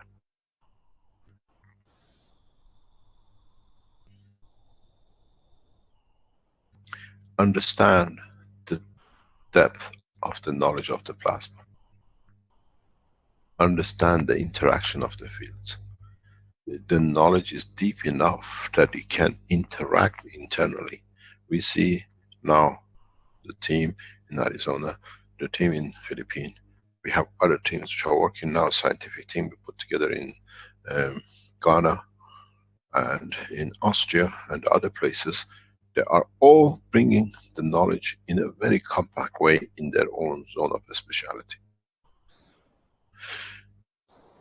Try to understand why and how the field interact, and then give you the appearance of what you see, not what has been accepted. And then if you understood how the eggshell is created, you understand how you can create the shape of the craft.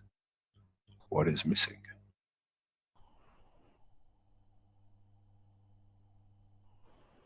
Replication of gravitational magnetic field of the Earth within the structure of your craft or the point of destination. At the point of arrival and the transportation time, you always have the physical tangibility of containment or field, which you call it, if you call it the Coulomb's barrier, at this point the Coulomb's barrier at certain point solidifies, gives you physical structure.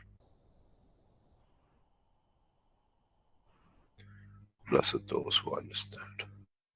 Then you can take man to space in no time. Carry on, Arvid.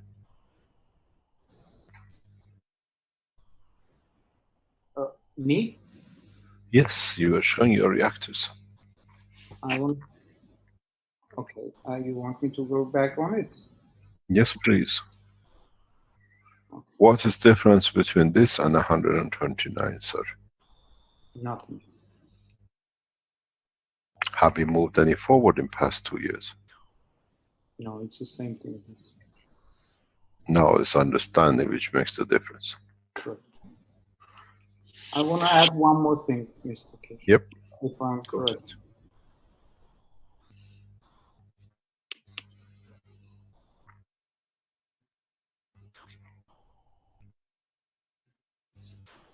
What I did in this copper and actually CU.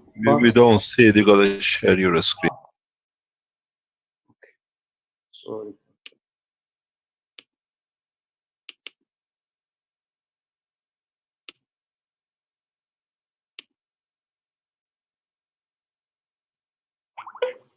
What I did in this it's actually copper and copper, nano-coated copper and plain copper, which you see on this side. You know, I changed the condition.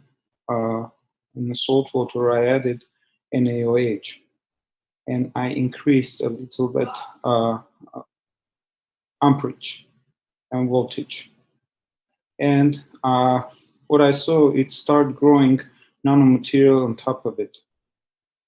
Is this principal matter, Mr. Kish? Because it comes out from the matter, so it's total nano-coated, but still carries a field of the matter, correct? Your non-nano-coated copper is on the side we don't see, am I correct? This is non-nano-coated copper, which becomes this black. Non-nano-coated. Yes. Where is your nano-coated? Is on another side. It's on that side. Now look, because you put current into it, yeah?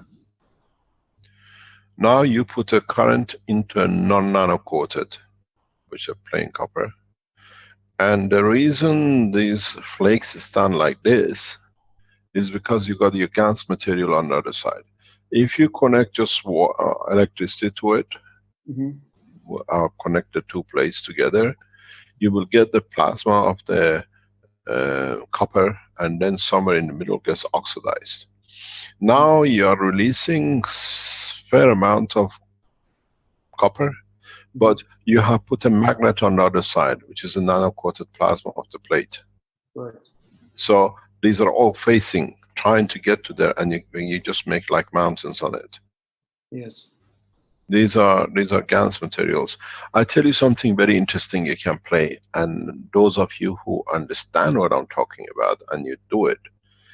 I showed this to Klaus, what's his name? The guy in Germany, who's a Spanish. Eric. Right. Yeah, Eric. Yeah, Eric, yeah.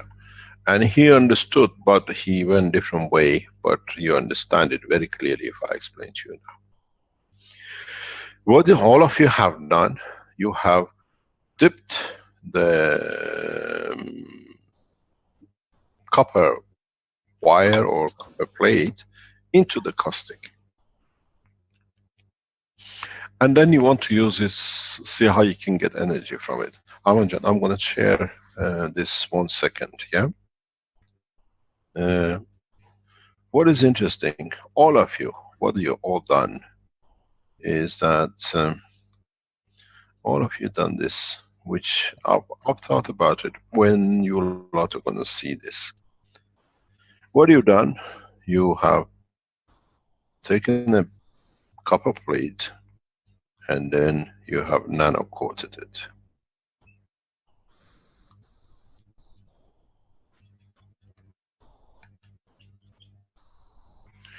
What about any of you? Now you put, like arm on a plate on the other side, a copper plate, and now you see the field strength. Now this is becoming GaNs state, but this is a solid, not changing. The current here changes, so you start getting your nanomaterials stacking up.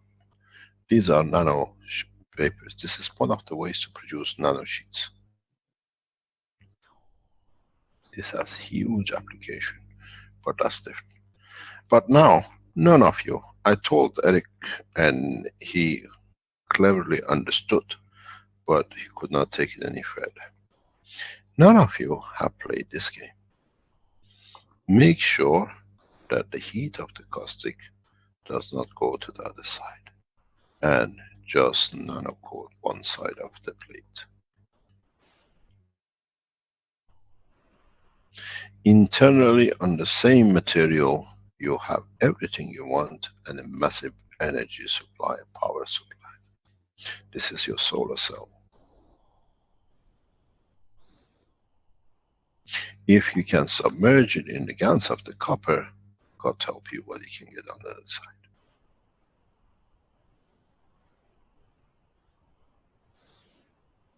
In a lot of his work, every now and then when Eric writes something, He hasn't understood to explain it, but this is what he's talking about.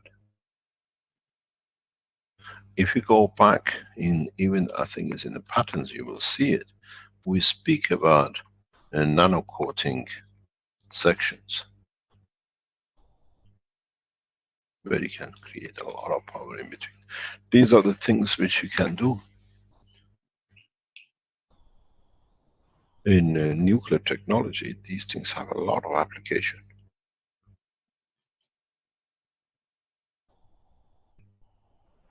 What about you put the zinc nano-coated and a copper and put current through the copper and the zinc, and you see what comes out. You get the new material, you get a compound GaNs, a composite GaNs. I can show that to you. Pardon? I can show it. If you want. Show it, please. You've done that? Yes. Show us, please. Let me stop sharing on it.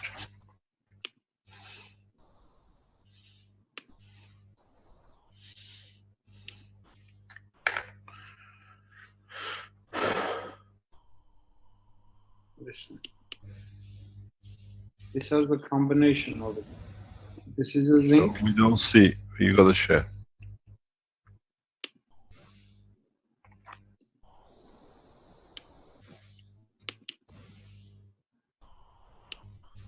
Here, this is zinc, and this is iron.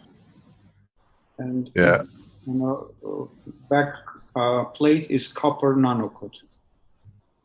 So I have 3 materials in one box. And what do you get inside? First, I produce CO2. Then, after I produce CO2, I hang the iron, and I change the condition. I put some caustic in it. And look what happened. It's the same thing, but now you have a composite material in the middle. Yes. It's a combination of CO2, zinc oxide, and copper oxide all together. But it's in nano state, Mr. Kish. You have still. No, it's in a GaNs state. This is in a GaNs. What is floating in the middle is in a GaNs state. No, not in the middle. I'm talking about. Yeah, that is still nano state. But it's the first time you see vertical nano state instead of horizontal. Yeah, but this is like a powderish. When it falls down, you can collect it as a dust. The point of the fall is when the gravitational magnetic field cannot hold on anymore. Yeah, but this still carries the matter field. Yeah, it carries GaNs field. Now it's in a plasma state. It's a nanomaterial state. Is it the principal matter? What do you call everything is a principal matter. It starts from something. Let's say copper principal matter, because you have nano now in nano state and in a GaN state too. Because before it's in a GaN state, so you collect in one box GaNs and nano together. More or less, if you look, Armin, is your GaNs, which is your principal, not the nano layer stuff. The energy goes from the center, which is more free than the one which is attached to matter. Okay. And the water between the two is the transition. But in this case, your matter state is a GaNs, or what you call nano-coated state of the copper or zinc. This is what we were just talking about, the shell of the egg. You see the matter is created in the middle of nothing. The grayish, bluish material in the middle. Thank you very much, Armanjan. Are there any questions up to now? Or we go to another part of the teaching? Would you like me to show that one other video? Yes, please. Okay.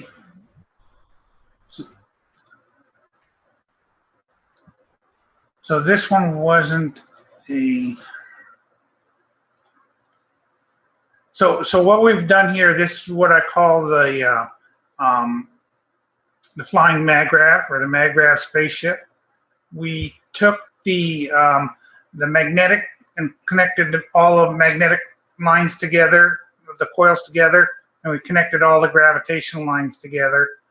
And then what we did is we hooked them up to these power supplies initially to try to control the gravitational field and the magnetic field separately, and vary the voltage between them.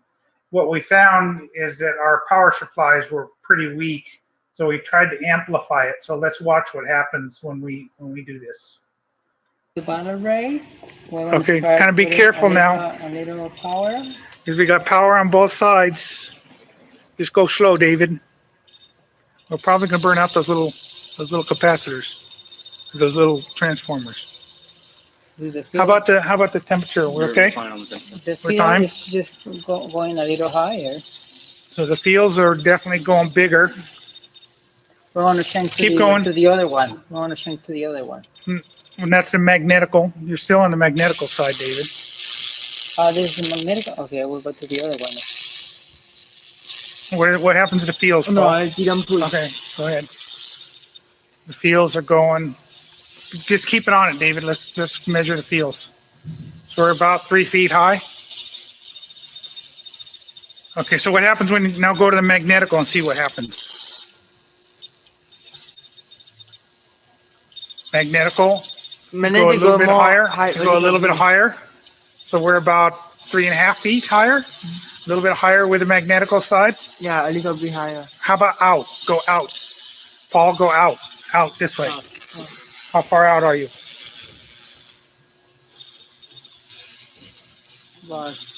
Wow, you're about four or 5 feet. Yeah, 4 or 5 feet out. Now go back over to the gravitational and see what happens. David, go to gravitational and see if you. David, Put it back over here. This guy right here. It's getting hot. Or it's going off the chart. Okay, stop. How hot is it? No, it's. So what we're finding is happening when we go from this power supply to this power supply. When we turn on the violet ray, we're feeding power back into this power supply, and we're sending it off the charts. And over. So that was that test. It was interesting. I think that conceptually, I think we have it right with a single maggrav. Power supplies weren't able to generate much power, if you will. They're only 3 voltage. So that's all I got.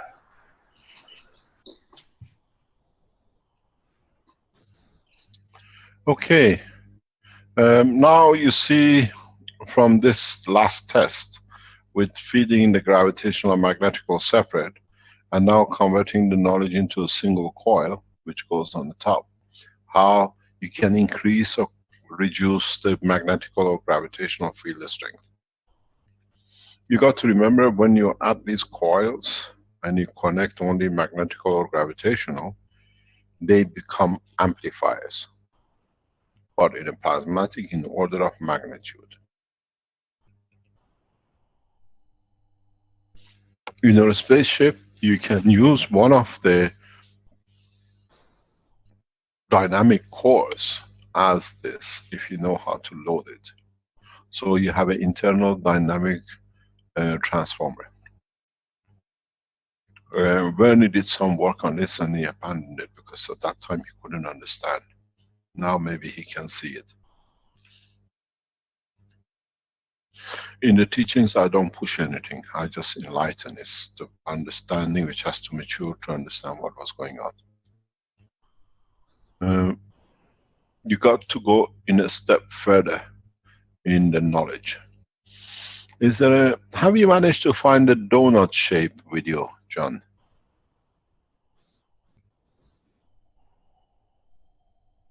Hello? John? Yeah, I think that one that I shared was kind of the donut-shaped one. No, the one which you go inside and you see the dome, the donut internally. Okay, I think what happened when we saw that donut was when we went into the middle of the field to measure it, I think we impacted the field itself. Yes, but has a lot of meaning because it shows you can create a gravitational pull and create a donut shape, because you show the donut shape of the field very easily. The, the important things in what John is doing is the size of the field, the expansion of the field. You reduce it, become the size of a kidney, you expand it, becomes hundreds of meters wide. There is no difference between what? If you turn a kidney a sideways, it's like a spaceship. If you turn the heart in the right way, it still looks like a spaceship.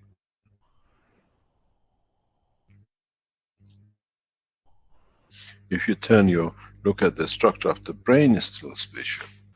Because the way the field connect and interact, and the stability is always found in half dome.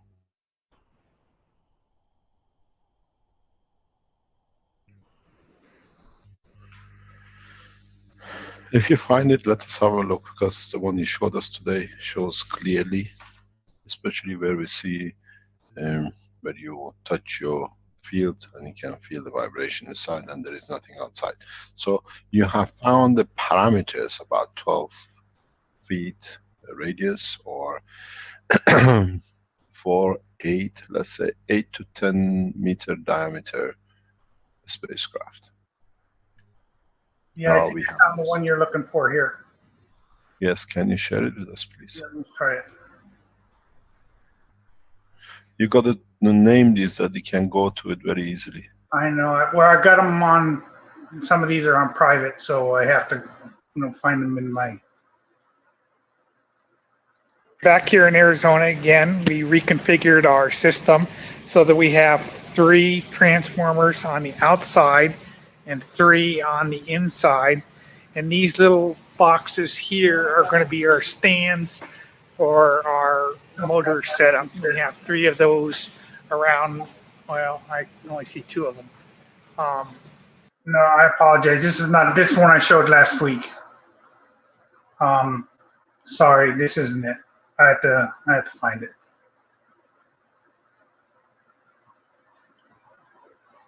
No problem. Try to find it next time, because it's all part of the same. As we said, we go by December into the spaceship development. Very soon you will see the spaceship, the structure of it, the control of it, and it all goes back to what I said in the Susanna over 18 months ago, when we showed the unit with Marco. This is a mothership blueprint. The way it's connected, the way it is there, the way the system has combination of the beat, magnetic gravitational field. Instead of a stacker unit, you have plasma core, which is a static. You can change it, the connection, and then the stacker inside. Are there any questions? Or we go to the next step.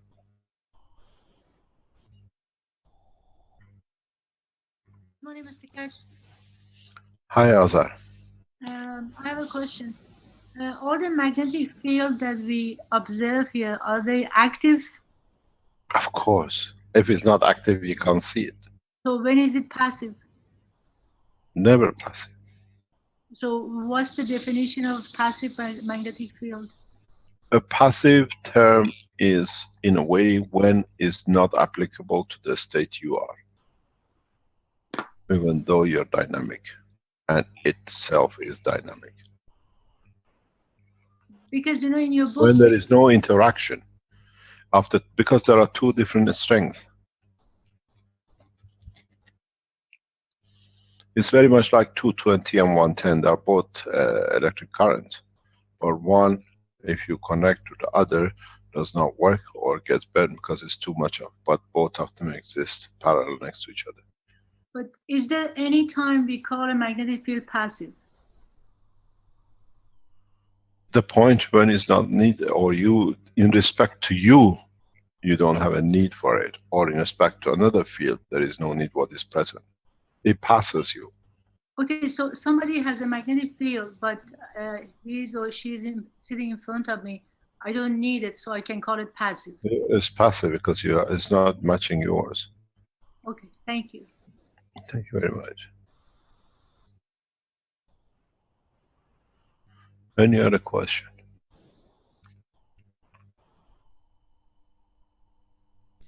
We are in 2 hours 15 minutes of the teaching. Is there anything you want to show, Rick? I think there's probably some other questions. There was a question, or Zane had something he wanted to ask. I can promote him to a panelist. I did have something from Farhead as well. He has a short video, and his plasma field video. Is that the one he shows the thing? A coil, or I haven't looked at it yet. He just sent it to me. No, it's okay. You don't need to show that one. I've seen it. Okay. He's got to put it on the. It's a very nice explanation. It's got to be made with Kevin Blundell background to it. Okay. Perfect video for what it is. It's a very nice explanation. Okay, I've got a lady called Sue. That's. Let me just bring it up so I can find it here.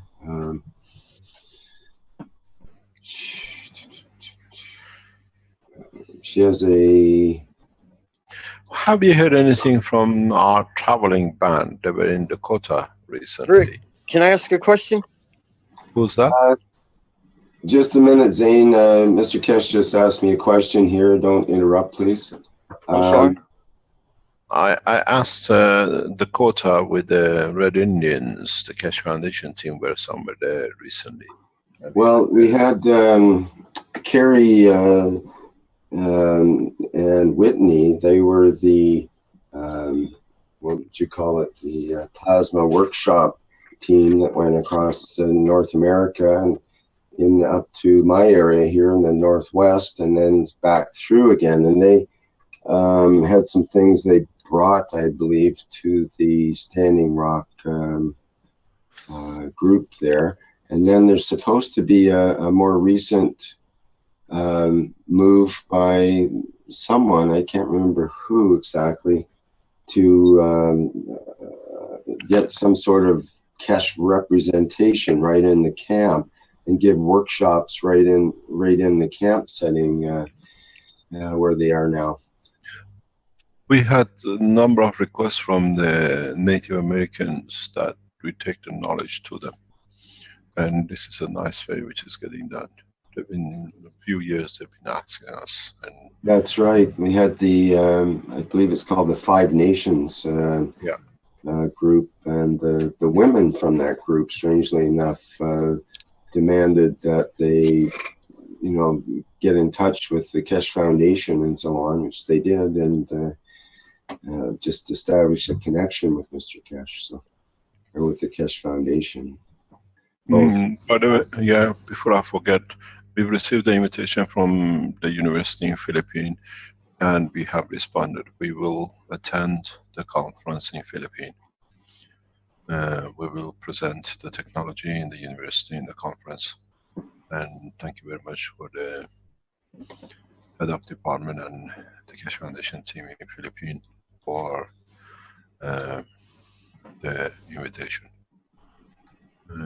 Renan, would you like to explain where and what it is, please, if you're there in the background?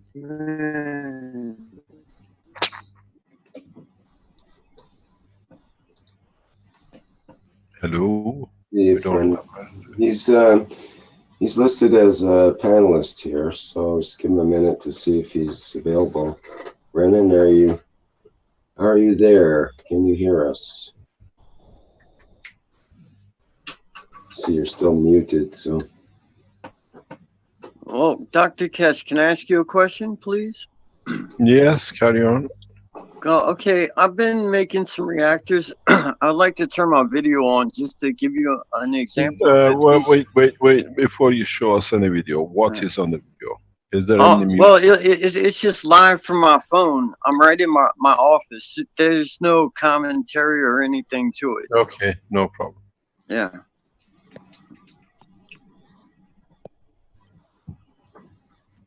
Okay, We are breaking one down. of my questions. One of my questions is, okay, I've been building these static reactors, and I'm creating them to the point where they have a pulse, where they're feeding themselves. And I just wanted your opinion on if I was to charge these capacitors, okay, and then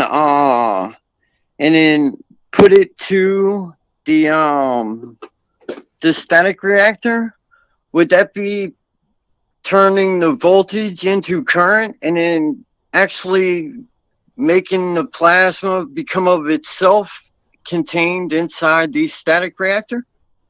Bernie, you're an expert in this. Would you like to answer it with all the reasons? Yes. Go These ahead. are conventional capacitors, right? These are not plasma capacitors. No, these are the static reactors. They have the coils inside of them.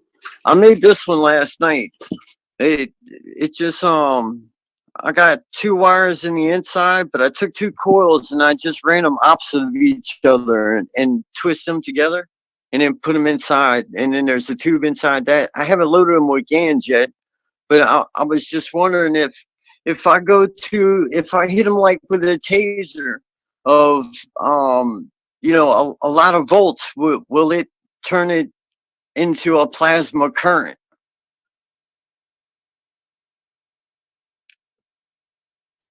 Hello? Yeah, we hear you. Oh, Not hearing any answer yeah. from Mr. Cash there. Well, I'm waiting for Bernie to answer you. Right. Hello, Bernie, are you there? Hello, hello. I got. Okay, because see, I want to use those. I want to use. Okay. Okay, I'm back. Okay. Hey, Bernie, did you hear the question or anything? No, I was disconnected. I have this problem recently. 5 times, 7 times disconnected. Okay, maybe if you could quickly go through again there, Zane. Okay, all right. Okay, listen. I built this static reactor, okay? And it is of itself. So it's got a pulse within itself. Now, what I was thinking is if I was to put, okay, charge these 2 capacitors up, all right? Okay. And then tase the static reactor, if all that voltage would turn into current and like totally activate that, and you know, like, would it contain a plasma? Would it contain a current that all that voltage pushed into it? Yeah, the question would be, where would you like to put these capacitors? I want to put them inside my stacker that the gravitational and the magnetical are separated, and I want to be able to feed my magnetical with the current and have like the low back feed going back to the gravitational. And I was, if I can get enough, that's what I was thinking about these reactors. If I can pump them up, if I can get them where they can sustain the current, then I've just transferred voltage to current, and maybe they'll do what they're supposed to do. Yes, I think you're correct on that part. Because I hooked those coils up, I intertwined them, okay, and I made them opposite of each other, and then I hooked one to a car battery and one to a 6-volt battery, and they created a frequency, and it would go from my right ear to my left ear, from my right ear to my left ear. And then I have a Maggrav that's hooked up, and I plugged in a battery charger to that Maggrav that was connected to the battery that was running on the coils. And the Maggrav made a sound like, and then it maintained a frequency. There was 3 different frequencies, but Okay, I think you can use your capacitors to support the coils you have there.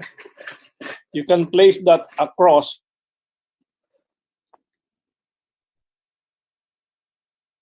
place it across. See, I built one where I had this 3 stacker, but they're all tied together like a stacker's supposed to be. They weren't individually magnetical and gravitational, and I had them inside of a reactor that I made a 50 and 50 KOH in a sodium hydroxide mix. And man, whenever it was all together, it was truly amazing in here. But I used bottle caps for the ends, made them just those with the taser, right? Bernie? Oh. We can barely hear you. You can barely hear you there, Zane. It's breaking up quite a bit. Okay, let me get out of here. Okay, so Bernie, I can hit them with those high voltage capacitors, and they'll obtain the current. Depends how you connect the capacitors. Okay, No.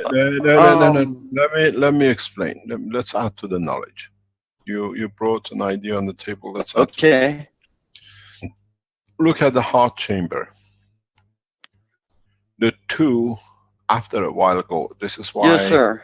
System like what we saw with Douglas could not be sustained. When you use capacitors, you need to go back, look at the structure of the heart. Why do you have 4 chambers? For the pulse. Yes. So 2 capacitors. I've explained this in one of the private teachings to American naval officers of the London, what do you call it? 2 capacitors would create the pulse. You no. Stop. Okay. You have to go back if you want to understand what I'm talking about.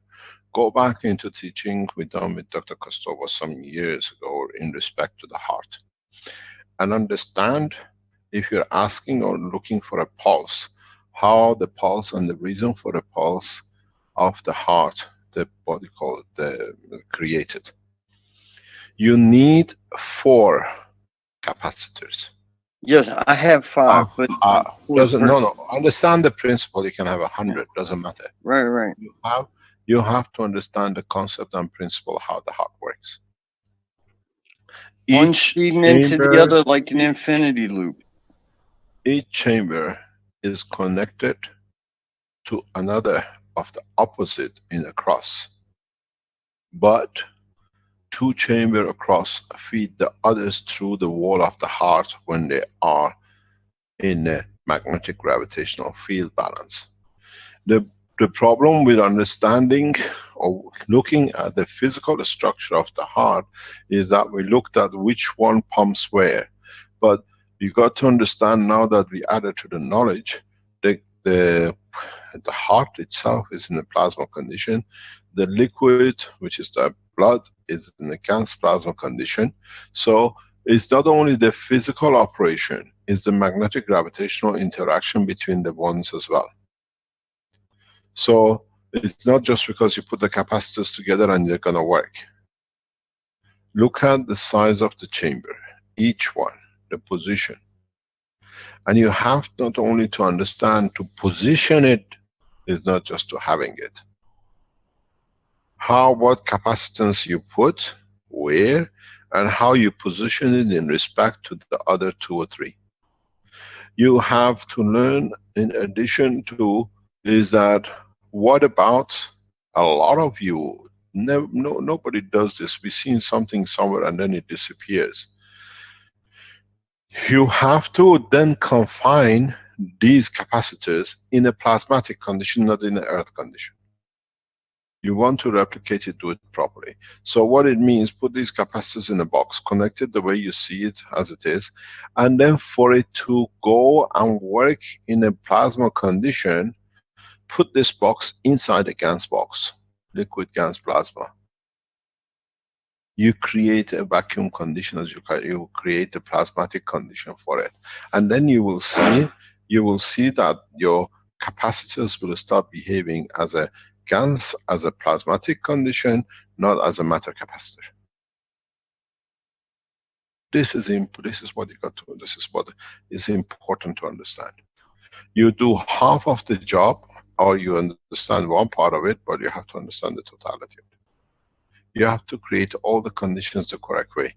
And then one of the best way is, that's why the maglev units work in the environment of the new reactors. You see the space reactor, because now it's cocooned in its own shell.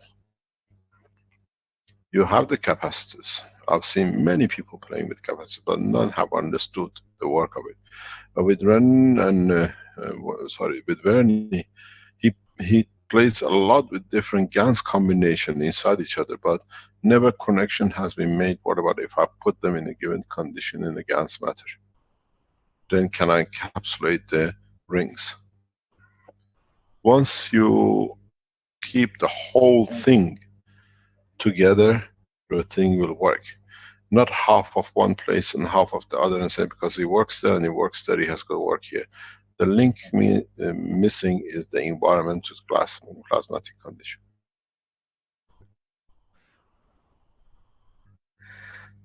Thank you very much. Vernie has a comment in the chat here about how the capacitor can help exchange the energy with the coil, that both of them can sustain the exchange back and forth. He is right that he can convert the voltage into current the moment the capacitor is in discharge mode. This moment of discharge charges the coils. The charge and discharge conditions are the pulses. The excess of the discharge goes to balance that needs the balance. Okay, I think he had to write that because he was having trouble with his audio, perhaps. Vernie is brilliant. He's a master in these things. He understands it very well. Any other comment?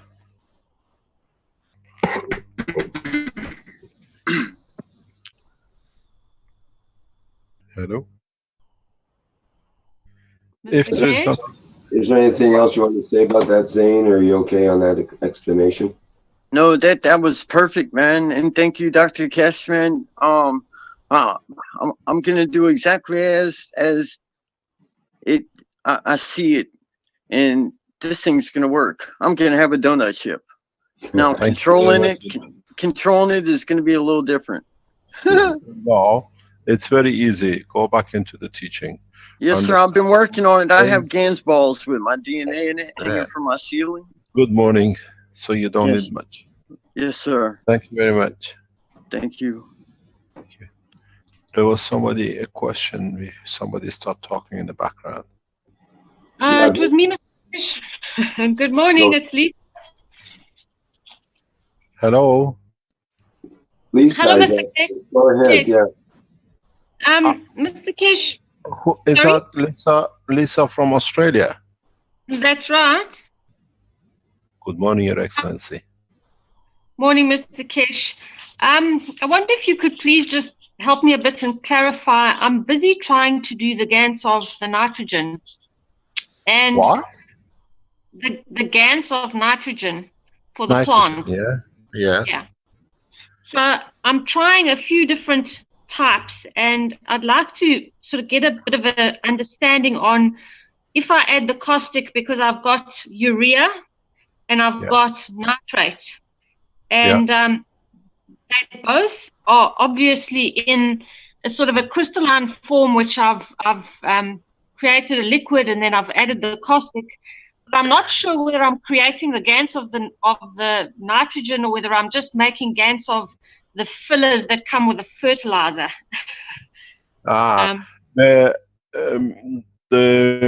Is it the material black? No. What color is it? All of them are sort of very fluffy whitish. I've tried it with the calcium nitrate. I've tried it with the urea. I've tried it with a mixture of ureas, and they all just come out a very sort of a whitish, fluffy type GANs. We do a different way. We use silver oxide, silver nitride, sorry, and we see it black. And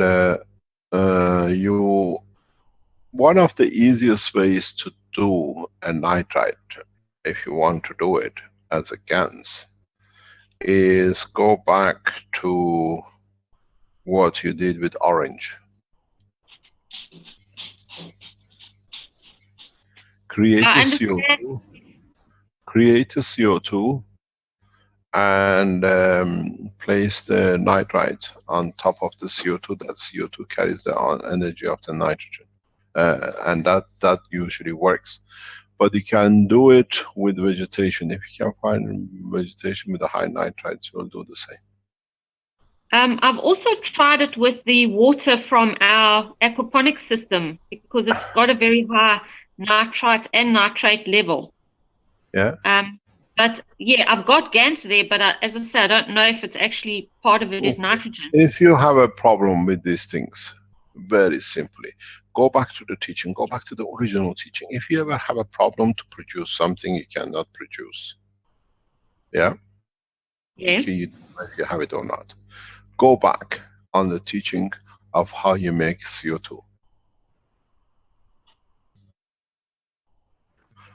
Look at the choice of the two metals that it created, gravitational magnetic of carbon. So now you look this way, you go, you cannot make nitrogen on its own. It's got to be oxided, definitely. So choose two plates, nano coat the lightest one. Don't nano coat the heaviest one. Nano coat the lightest one. If you look, we use zinc and copper. Zinc is much heavier than the copper. This is how I always chose the material for nano coating and creating what do you call it, fields of the material. So let's say you take a metal. What is aluminium?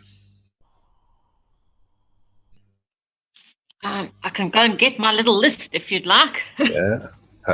Look at, just for example, look at aluminium, or look at a metal which the magnetic gravitational mass is 14 in respect to another metal or nearest metal to it.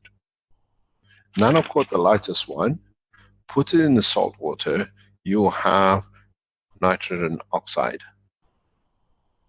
because you create gravitational magnetic field of the nitrogen in the liquid. This is one of the easiest ways to make sure you have what you're looking for. So yes, aluminium is 14. Pardon? Aluminium is 14. Aluminium can't be 14. 14 plus 13 is 27. 27, okay. Now you need to add 14 to it. It's 41, 42. Look at the potassium, or look what's the one after 41, 42. Oh, arsenic. I don't think so. No, that's the example. You understand? Yes, yeah, I got you. Yeah. So choose. You can't use potassium because you have a lot of sparks and firework.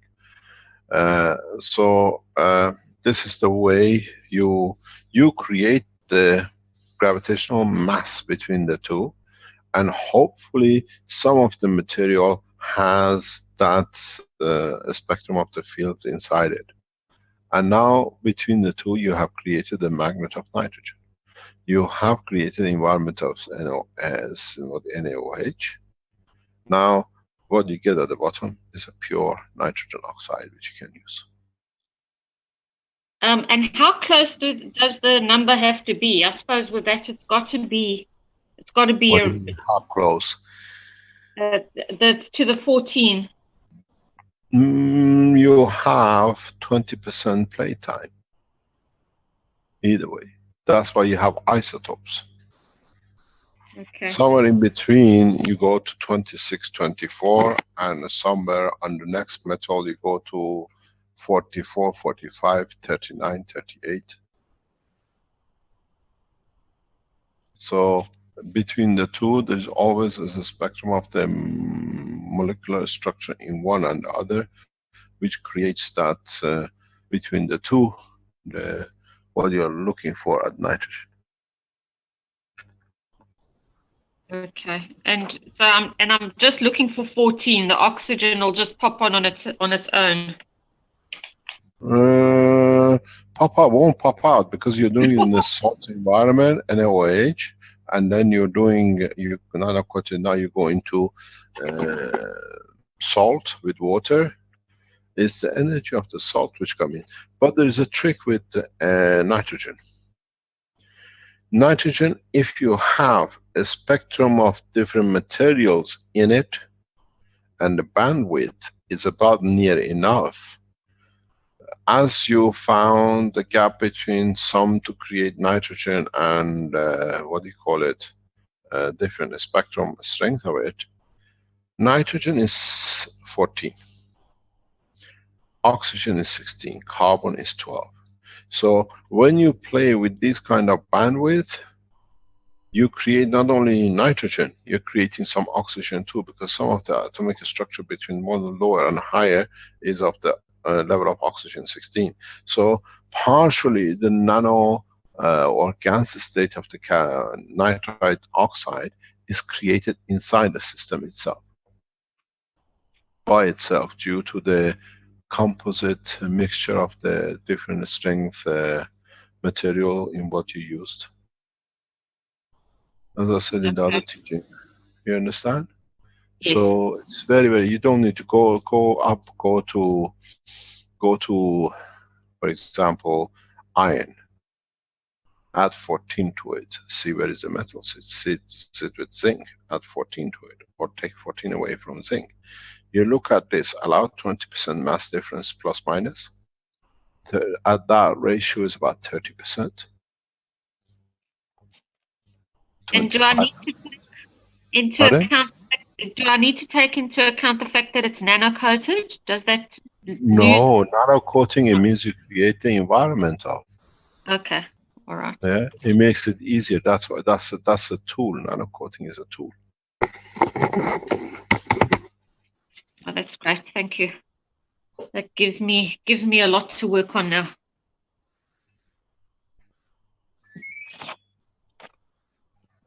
Thank you, Mr. Kesh. Thank you very much, Your Excellency. We try to understand most of these things, and as you see, even the member of the Earth Council still are at it. The position hasn't made any difference. The understanding of the conversion is important. This brings us to a part of teaching which we were touching with in respect to the medical application. When you look at the medical application and you allow the depth of the understanding in that everything has a spectrum and you can use it and how you can use it, it makes it very, very difficult for anything to be, or it stops all the ambiguity in understanding of the science. We need to be able to translate the information. We need to be able to translate the knowledge in a way that we need to do to reach the point of being able to maintain and hold on to what is or what we expect from our systems. In so many ways, what we have to learn is find replication of it or find parallels to it. Try to add to the knowledge in an in-depth way that explains a lot of things. The conversion of the materials, how our body converts, what's the reason of the conversion, how does it come to material behaves like the other one. In a recent teaching in the medical section, we were explaining how actually does the immune system work. What's the reason, the way the immune system works? Why, for example, we see things like silver oxide and silver has been found to be working on certain diseases and has been popular with the humanity. We look at the comparison, why it runs that kind of parallel. For example, one of the reasons, this is to add to the knowledge, those of you who are in the health, interested in the health section, and this is important because if you understand this, you can do a lot with in the world of medicine. What is important? Let's look at what we call the immune system. If you look at the immune system and say, why can we choose, or why do we see effectiveness of silver? There is a lot of debate that does the silver oxide works, or this, what is the claim on the nano silver? Why does it work? There is a lot of people who don't understand it, the opposite. In one of the health teachings in the past few weeks, I was explaining how it works, the reason it works. You have to understand the structure of the body of the man, how the immune system is built, how materials inside the body of the man convert from one to another to create the condition when it is needed. We spoke about the creation of the shell, of the egg, or the creation of the bone. When a fetus is growing, it has no bone. Where does the bone coming from? How is the condition is made for the bone to be created? Now we understand for the first time from the creation of the calcium shell of the egg. The structure within the body creates the field that is equal to the calcium, but in that condition, in the environment of the womb or egg, that dictates calcification level, plasmatic magnetic field. Now you have created the bone. The bone is porous. If you look at all the amino acids of the body of the man, which are linked to what we call the immune system, the defense system. If you look at it as we understood in the original teaching of the medical, so what happens? You have the bone, then this bone, you get the lymph to go in, and when the lymph goes inside, now crossing the wall of the bone, it becomes what we call of the strength, which the body has decided to be of the strength of the what we call bone marrow, or combination which bone marrow becomes red blood cells and other cells and immune cells, T4 and B cells. As the lymph crosses the bone structure, and as is the bone structure of the calcium which calls in upon the lymph to go. So within the structure of the immune system cells, there is built-in calcium, because it was a calcium vibration, a strength which created the attraction of the lymph to pass through the bone. And in that process, it carries itself the gravitational magnetic field of the calcium. So now you have calcium in your T cells as it comes out, because it's the seed, it's a holder, it's the connector. So now, why do all the calciums are connected with the immune system? Why, if you have low calcium level, you can affect your immune system too? Certain strength calciums are connected with amino acids. Certain strength calciums are connected with the bone. Certain calciums in different strength are connected with different level of amino acids, with different immune system. So now you have created a cell of, let's say, T4. In it, we all know there is a factor of calcium, because it's the seed, that's how it came from. Now, the T cell crosses and goes into the lymphs, goes into thymus and the rest, and in conjunction with the amino acid body of the man, at a point when there is a disturbance in the balance field, the T cells or the B cells or the immune system attend the injury or whatever. What's got to do with calcium?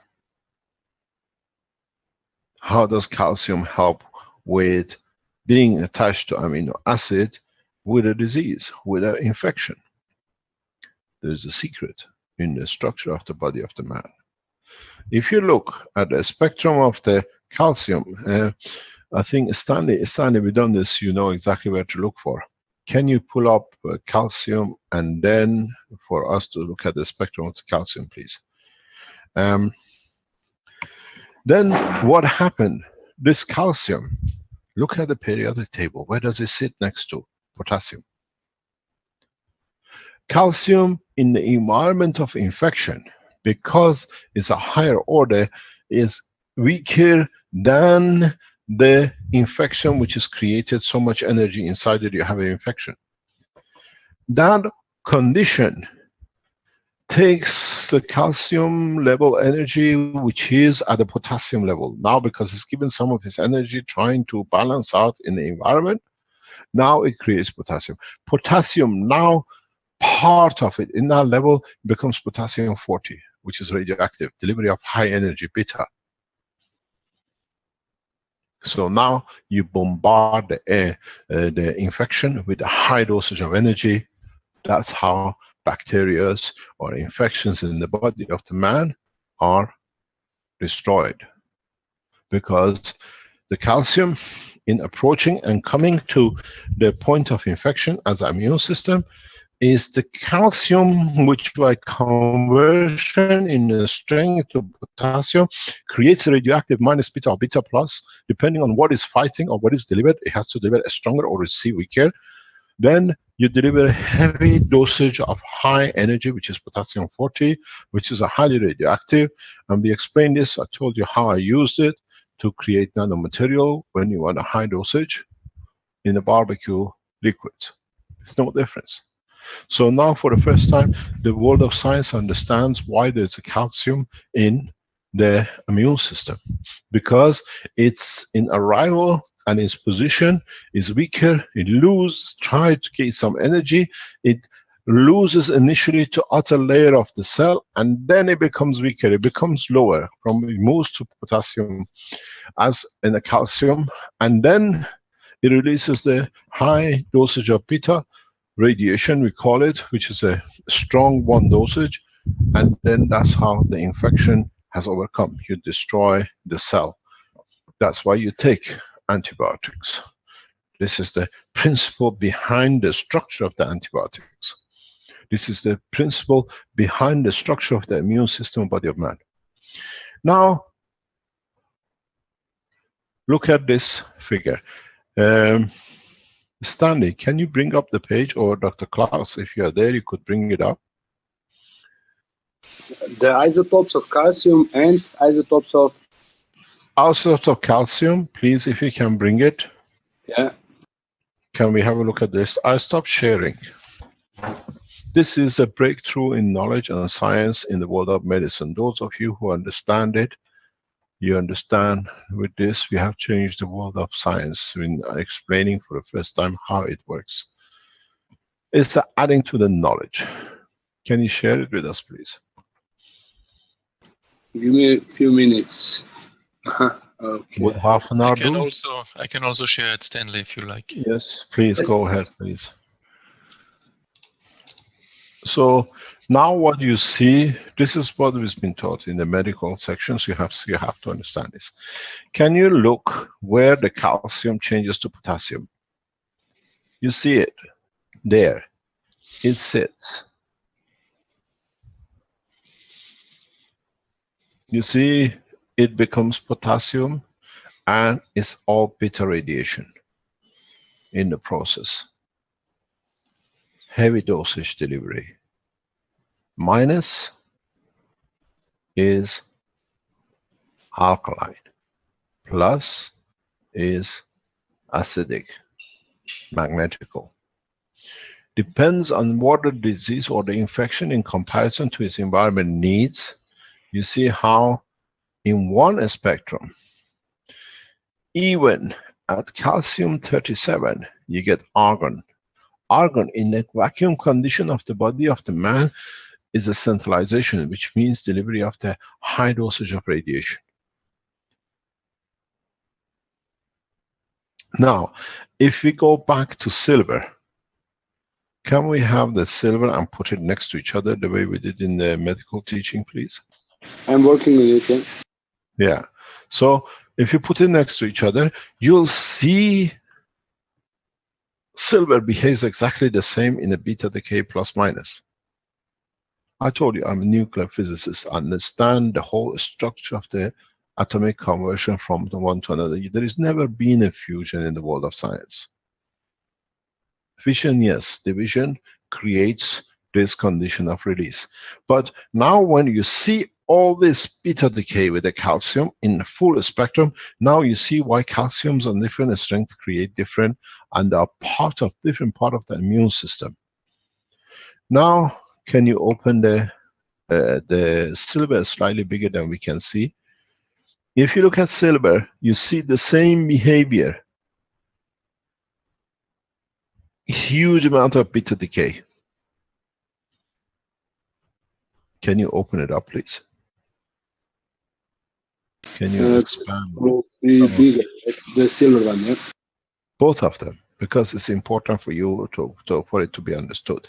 Different strength gravitational magnetic field of conversion in beta and plus and minus in both. You see the replication is exactly the same, but the difference that on one side you go from 34 to 57, on the other side you go from 93 to 100 and something. Divide the silver by 2. 93 divided by 2. You see, is double strength of calcium in conversion to potassium, double strength of the silver conversion into cadmium, and the others, which in their division themselves will go through another strength straight away, beta decay.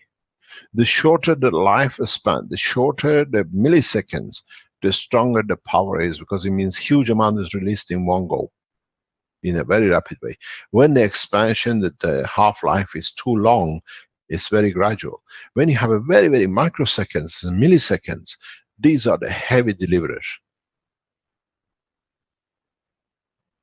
And that's how silver delivers and works on the human body as a what we call disinfected or killing germs, because not only is in a beta decay more or less the same as the calcium, but at the same time it's a double the strength. But how do you bring silver to behave in the body of the man as a, what you call in a GaNs state? Very simple. When a metal enters the body of the man, it does not behave as a matter anymore. It behaves as a GaNs. This is why we've been effective in extraction of the radiation from workers at Fukushima. Now you understand, it's the same principle. This technology is so perfect that the man will take him centuries to understand the totality of it, maybe thousands of years.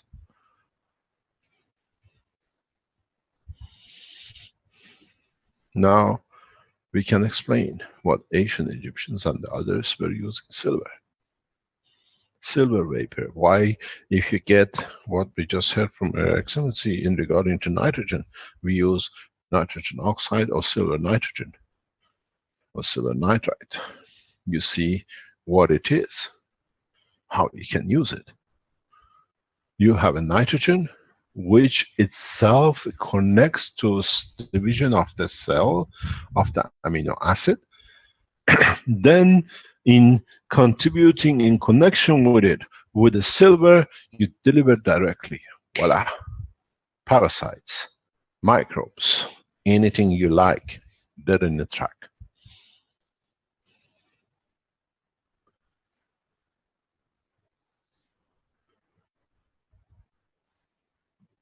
Up to now, as I explained in the teaching last week, we could understand the work of the CO2 and viruses, because viruses are energy packs. We just need to extract a little bit, they collapse. But the microbes, the bacteria, the parasites, they have an internal built structure of the amino acid.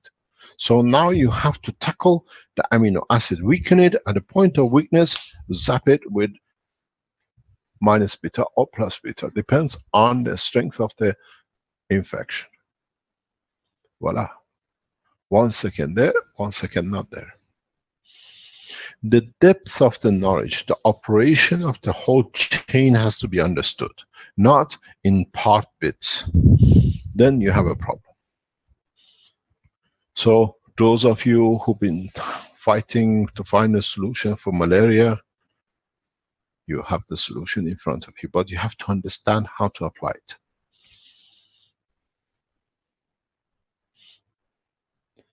You have to understand how to operate the balance of the energy that you can, not to destroy the other cells, but you target for the cell which the body has already marked it as more energy, a parasite.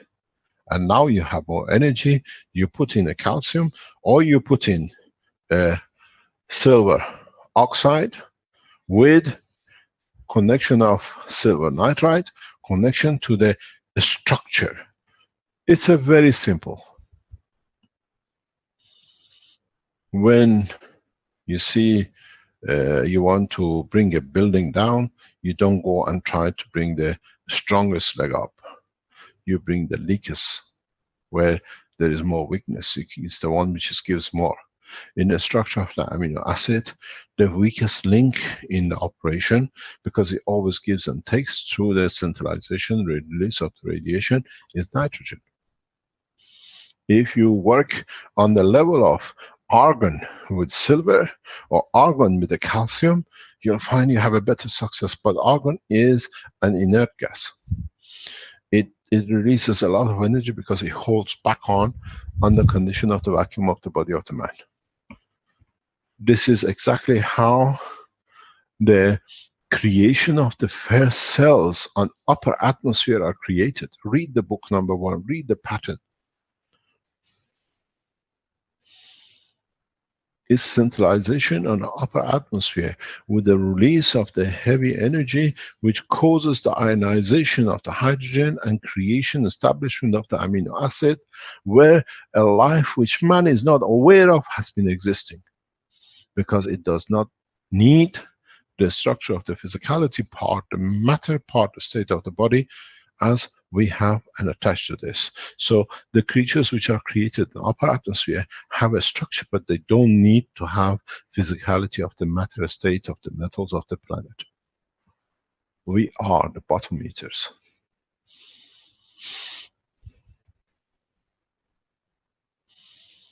Have you ever thought for a second how we get infection in the air and viruses? Don't we suddenly start eating a bunch of poison or bunch of energies which come from the upper atmosphere down, and we all inhale it or breathe it in from the what are called remnants of whatever life is created above us? Have you ever thought of that? Which is a lot of truth to it. It is so much energy in it that we cannot absorb it, so we call it a virus.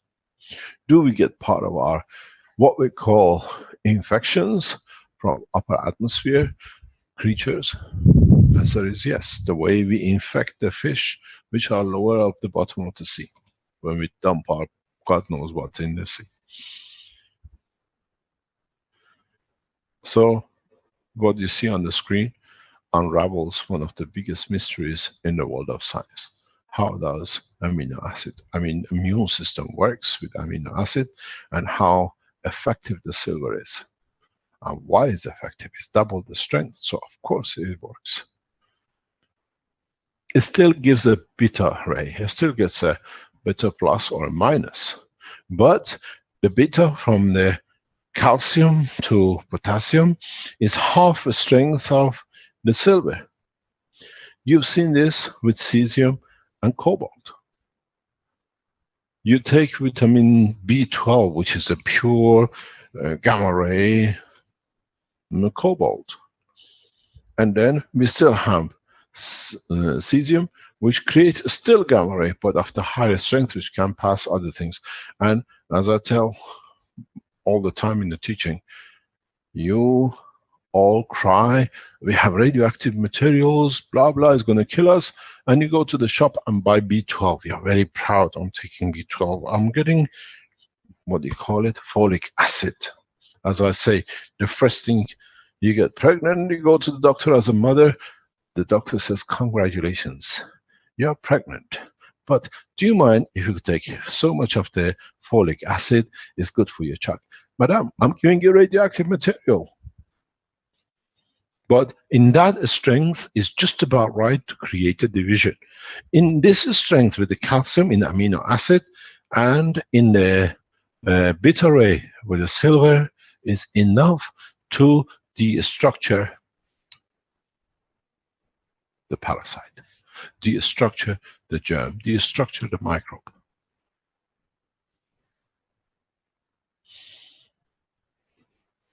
This is what we have to understand. Horses for courses. How and where? How come the body uses gamma ray to divide cells and keep healthy, but uses beta rays for killing or destruction or division of another life?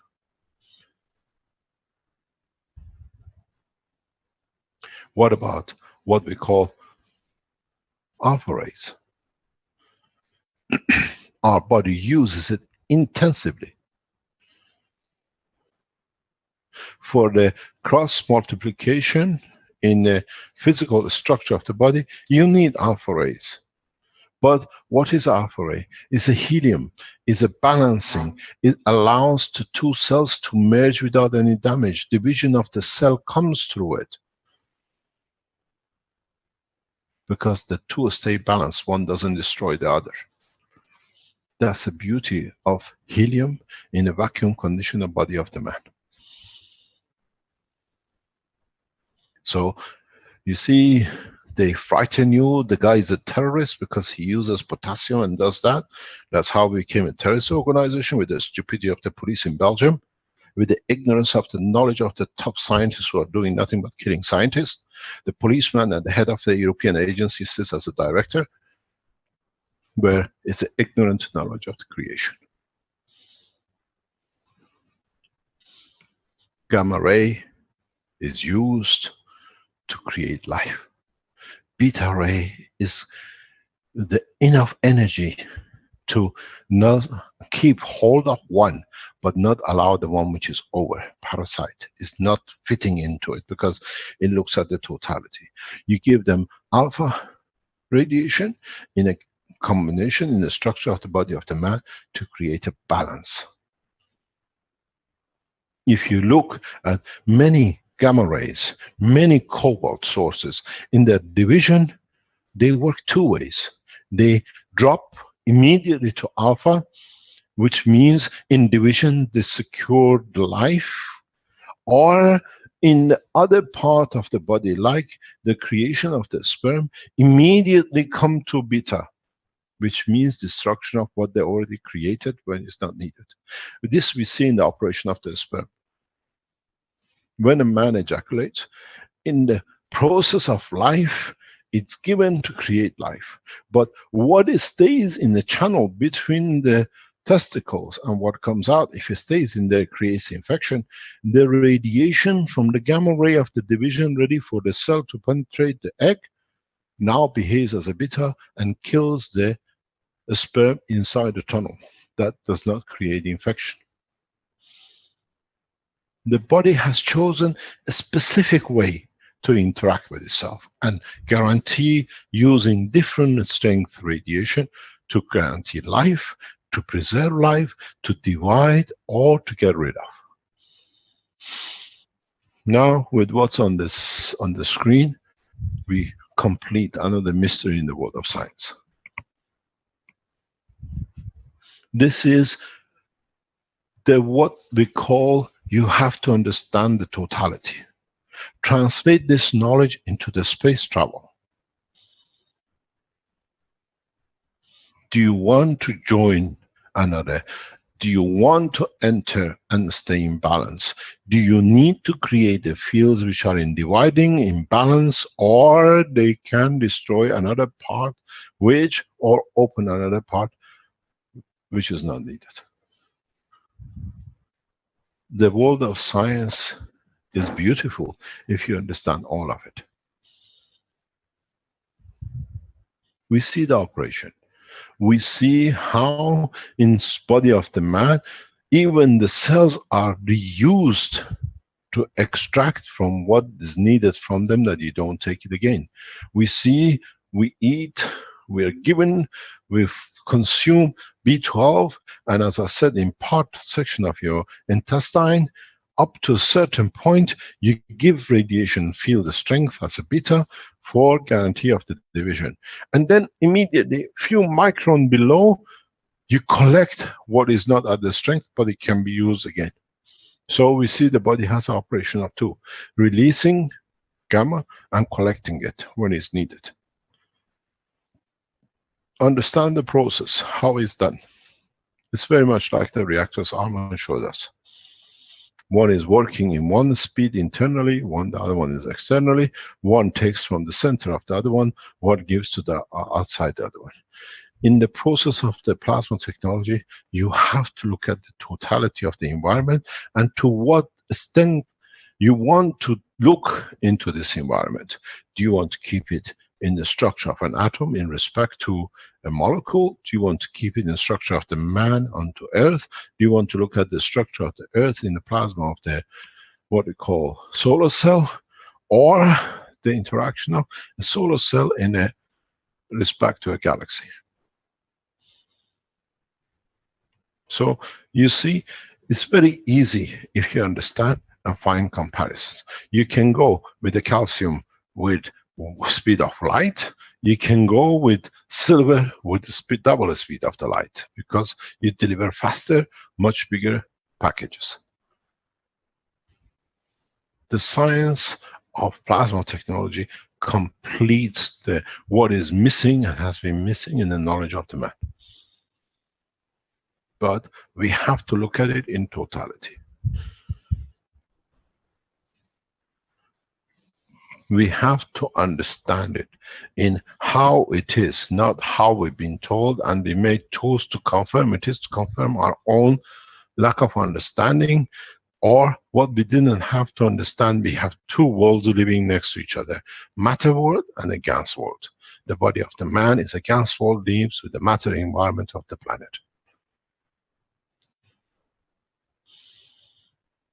We have an aura. We have dynamic structure. We absorb, we give, we compromise, we negotiate, but it's become so automatic that we are not aware of it. We leave it to the brain to do it.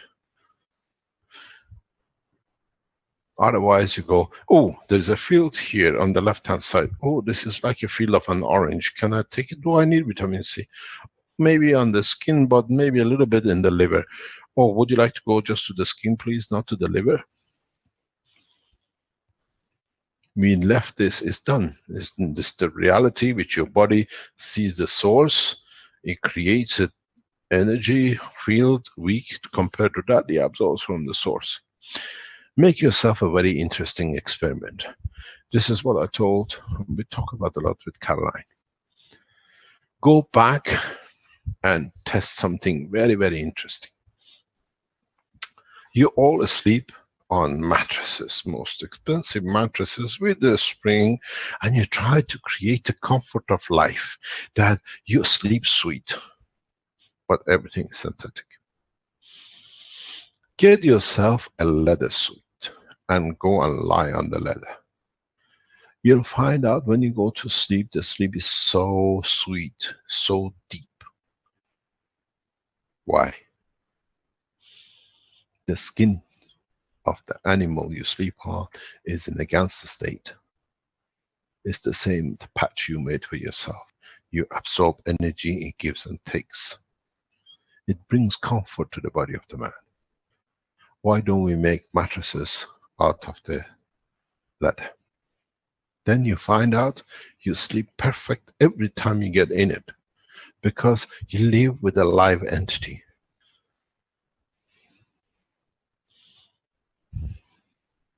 Then you understand how the man used to be warm with his skin. For millions of years, we chose that clothes. The more synthetic we make material, the further we come from the true existence.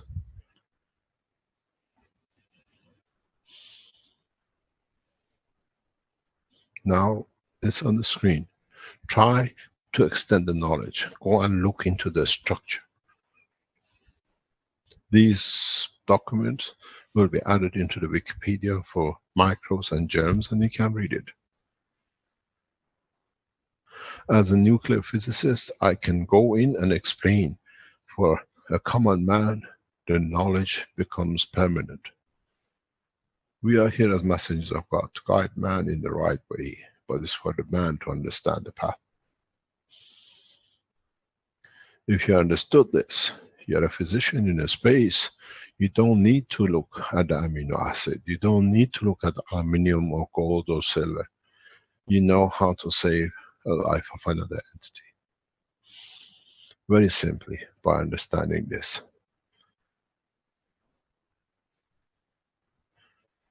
Any questions?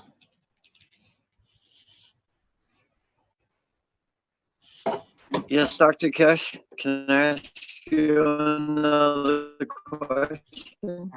We can't hear you, it's broken down. You're copying, like it's chopped voice, we can't hear. Your bandwidth is bad there. Can I ask another question? Okay. Would you like hear to me now? write down your question, please? Can you hear me now? Yes. Okay. I have a friend that has a tumor on his neck, and Yeah. if he was to get some of the juice out of it and then put it in some First of all, who said the world? Hold on, I'm not going to answer you this.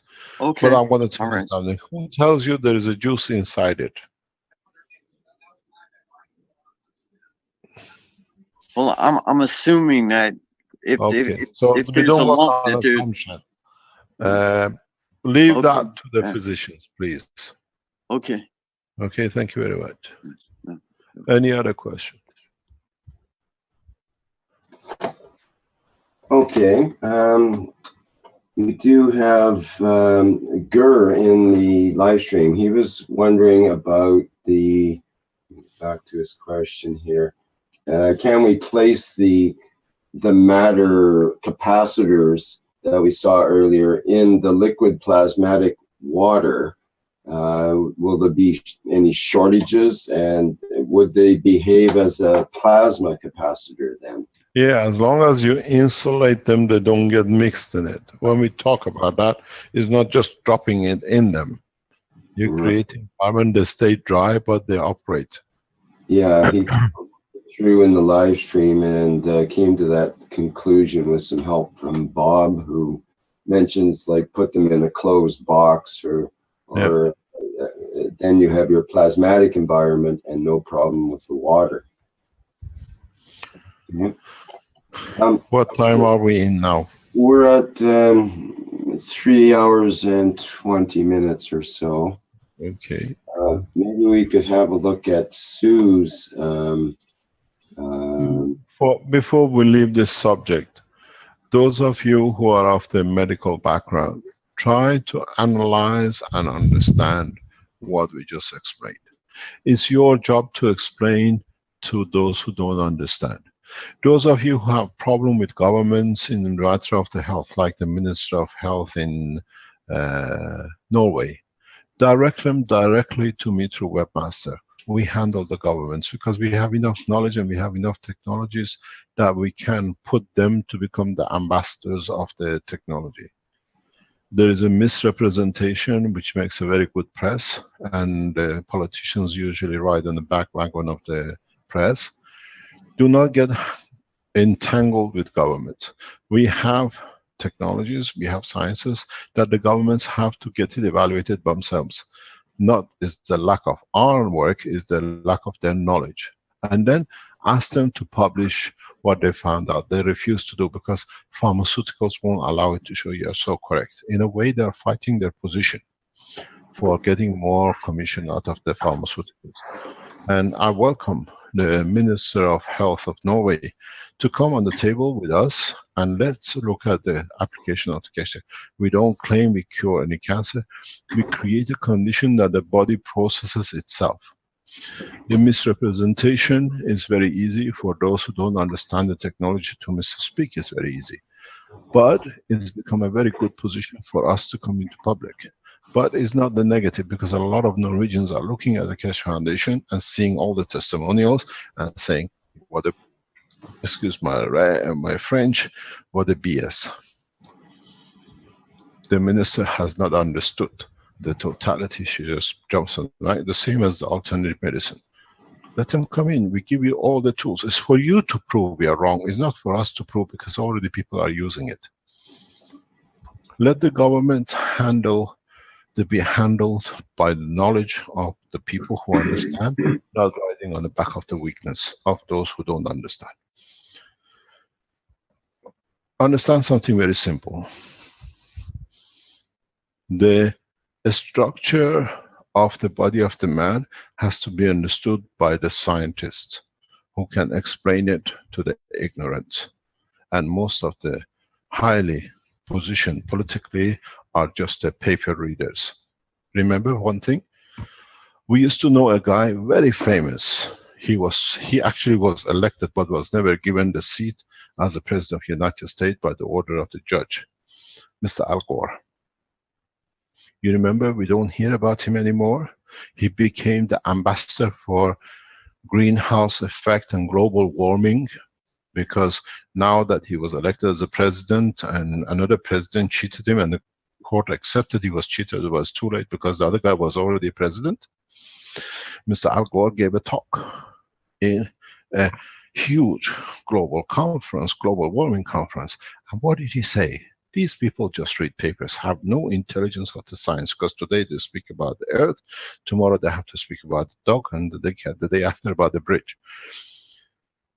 The gentleman in an international conference says the global warming is getting so bad that is endangering the penguins. It's getting so bad, the ice is melting so badly that the bears are eating the penguins because there is not enough room on them. Somebody very knowledgeable in a conference stood up and said, excuse me, Mr. Agor, the bears live in the North Poles and the penguin in the South Pole. How do they come together to eat each other? You're talking a lot of rubbish. And that was the end of Mr. Al Gore as ambassador of the global warming. So don't get worried by the politicians. The brain is what is written, put in front of them because it sells newspaper for them and it creates position. Let us deal with the governments. We respect them, but we teach them, and hopefully, like the Italian government, they start working with it.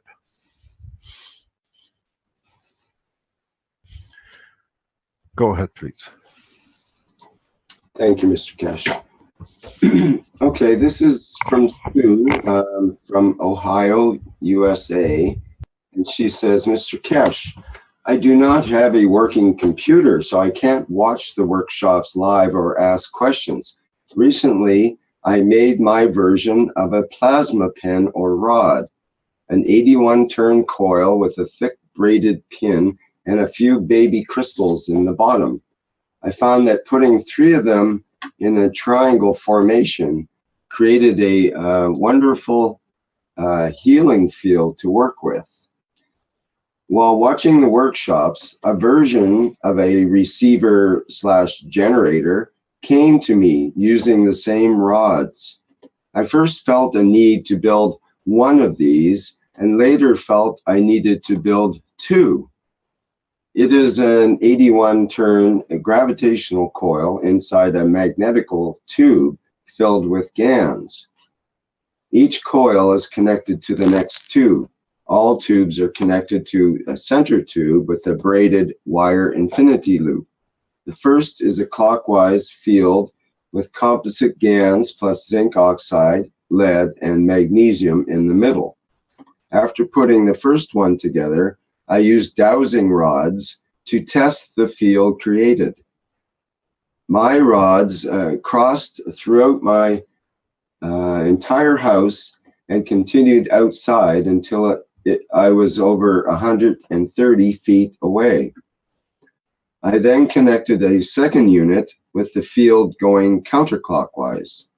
The field on the first unit diminished, I believe, because the second, weaker unit was drawing the field, but standing in between the 2 units a few feet apart was an interesting experience and one I would like to explore further as a health unit. I disconnected the second unit and my 130-foot field returned. I'm trying to draw a plasma from this field that I can use for power. I'm not sure if I need to increase the frequency of this field to draw plasma or the best way to draw it. Maggrav, just capacitors? Could you please advise? Thank you for all you do. Sue Ann, Ohio. And there's another picture here of the tube, I think it is there. You see, it depends where you want to take or what you want to give. You explained, you understand fully what you are doing by what you have written. Just analyze what you've written in a magnetic gravitational field, and then you will understand very simple that you have created a very strong magnetical on one side, you have created a very strong gravitational on one side. So the gravitational becomes what you call alkaline, which means absorbs, and so there is no field transfer or very little, because whatever is done through higher order fields are absorbed by the weakest one, which in a way the weakest is a weak on magnetical, but very strong on gravitational. This is what I keep on calling about a banana. When you peel the banana, is a magnetical, but the real strength sits in the main banana inside, which is gravitational. A lot of fruits work this way. That's how they absorb energy from outside and they hold it. Look at a lot of fruits which are high level fruits. Dates, banana, coconut. Why they are so strong? Look at their shape. Look at their position. Look at their division in a smaller. They are at a point which they have a very weak structure outside with a very strong field inside, and that creates the what we call the heavy potential, high energy fruit. So in a way, one is weak because this gravitational is very strong. Magnetically it's field because you can't detect it. But if you could measure the gravitational field strength, which is much higher order in the same region, you will see how strong the field is going out in one direction to the other.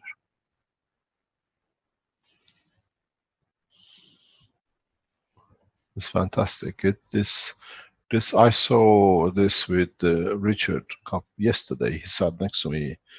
He's in Ghana setting up the manufacturing, the factories and teaching the students. He came up with very similar to what you show.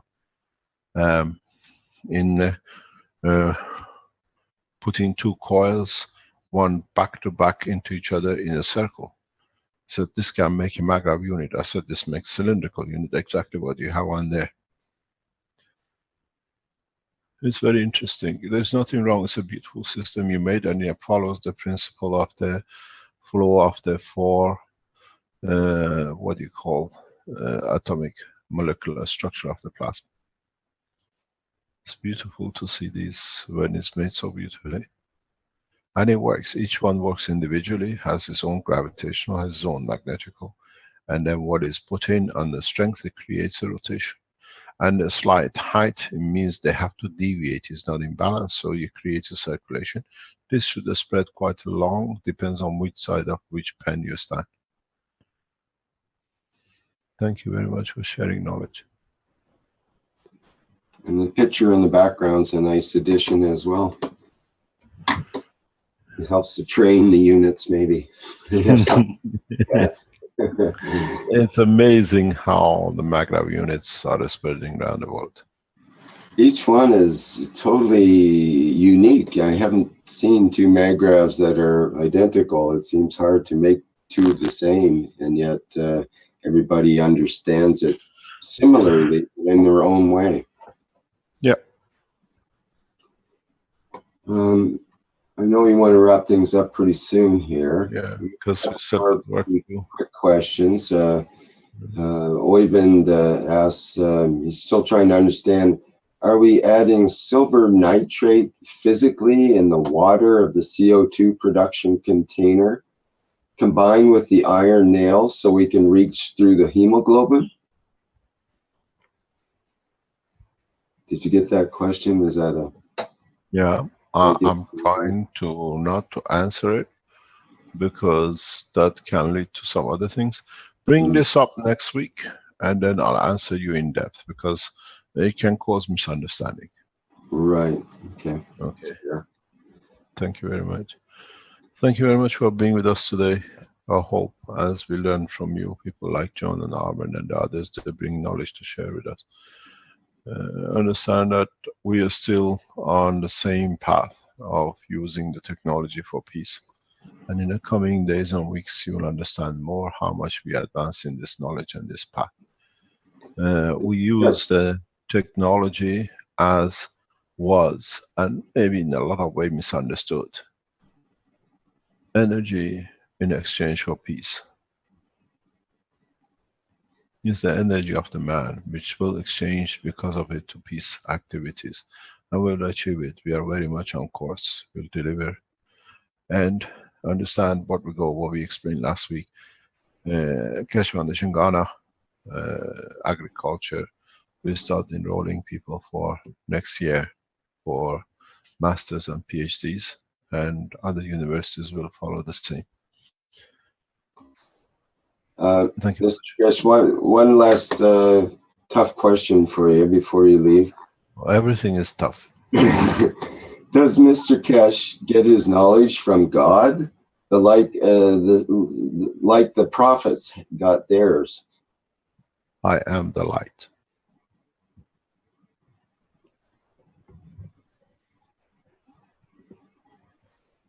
Okay, thank you. I think that's an adequate answer. More than adequate answer. Thank you very much indeed. Thank you, Mr. Keshe. See you next week. Hopefully we learn more from each other. We always do, it seems, in this teaching. Okay, thank you, Mr. Keshe, and that's the end of the 150th Knowledge Seekers Workshop for December 15th, 2016. And as always, thank you everybody for attending, and see you next week. And we'll end the live stream now. I'm going to leave the broadcast for a little bit. Sure, thank you for the reminder.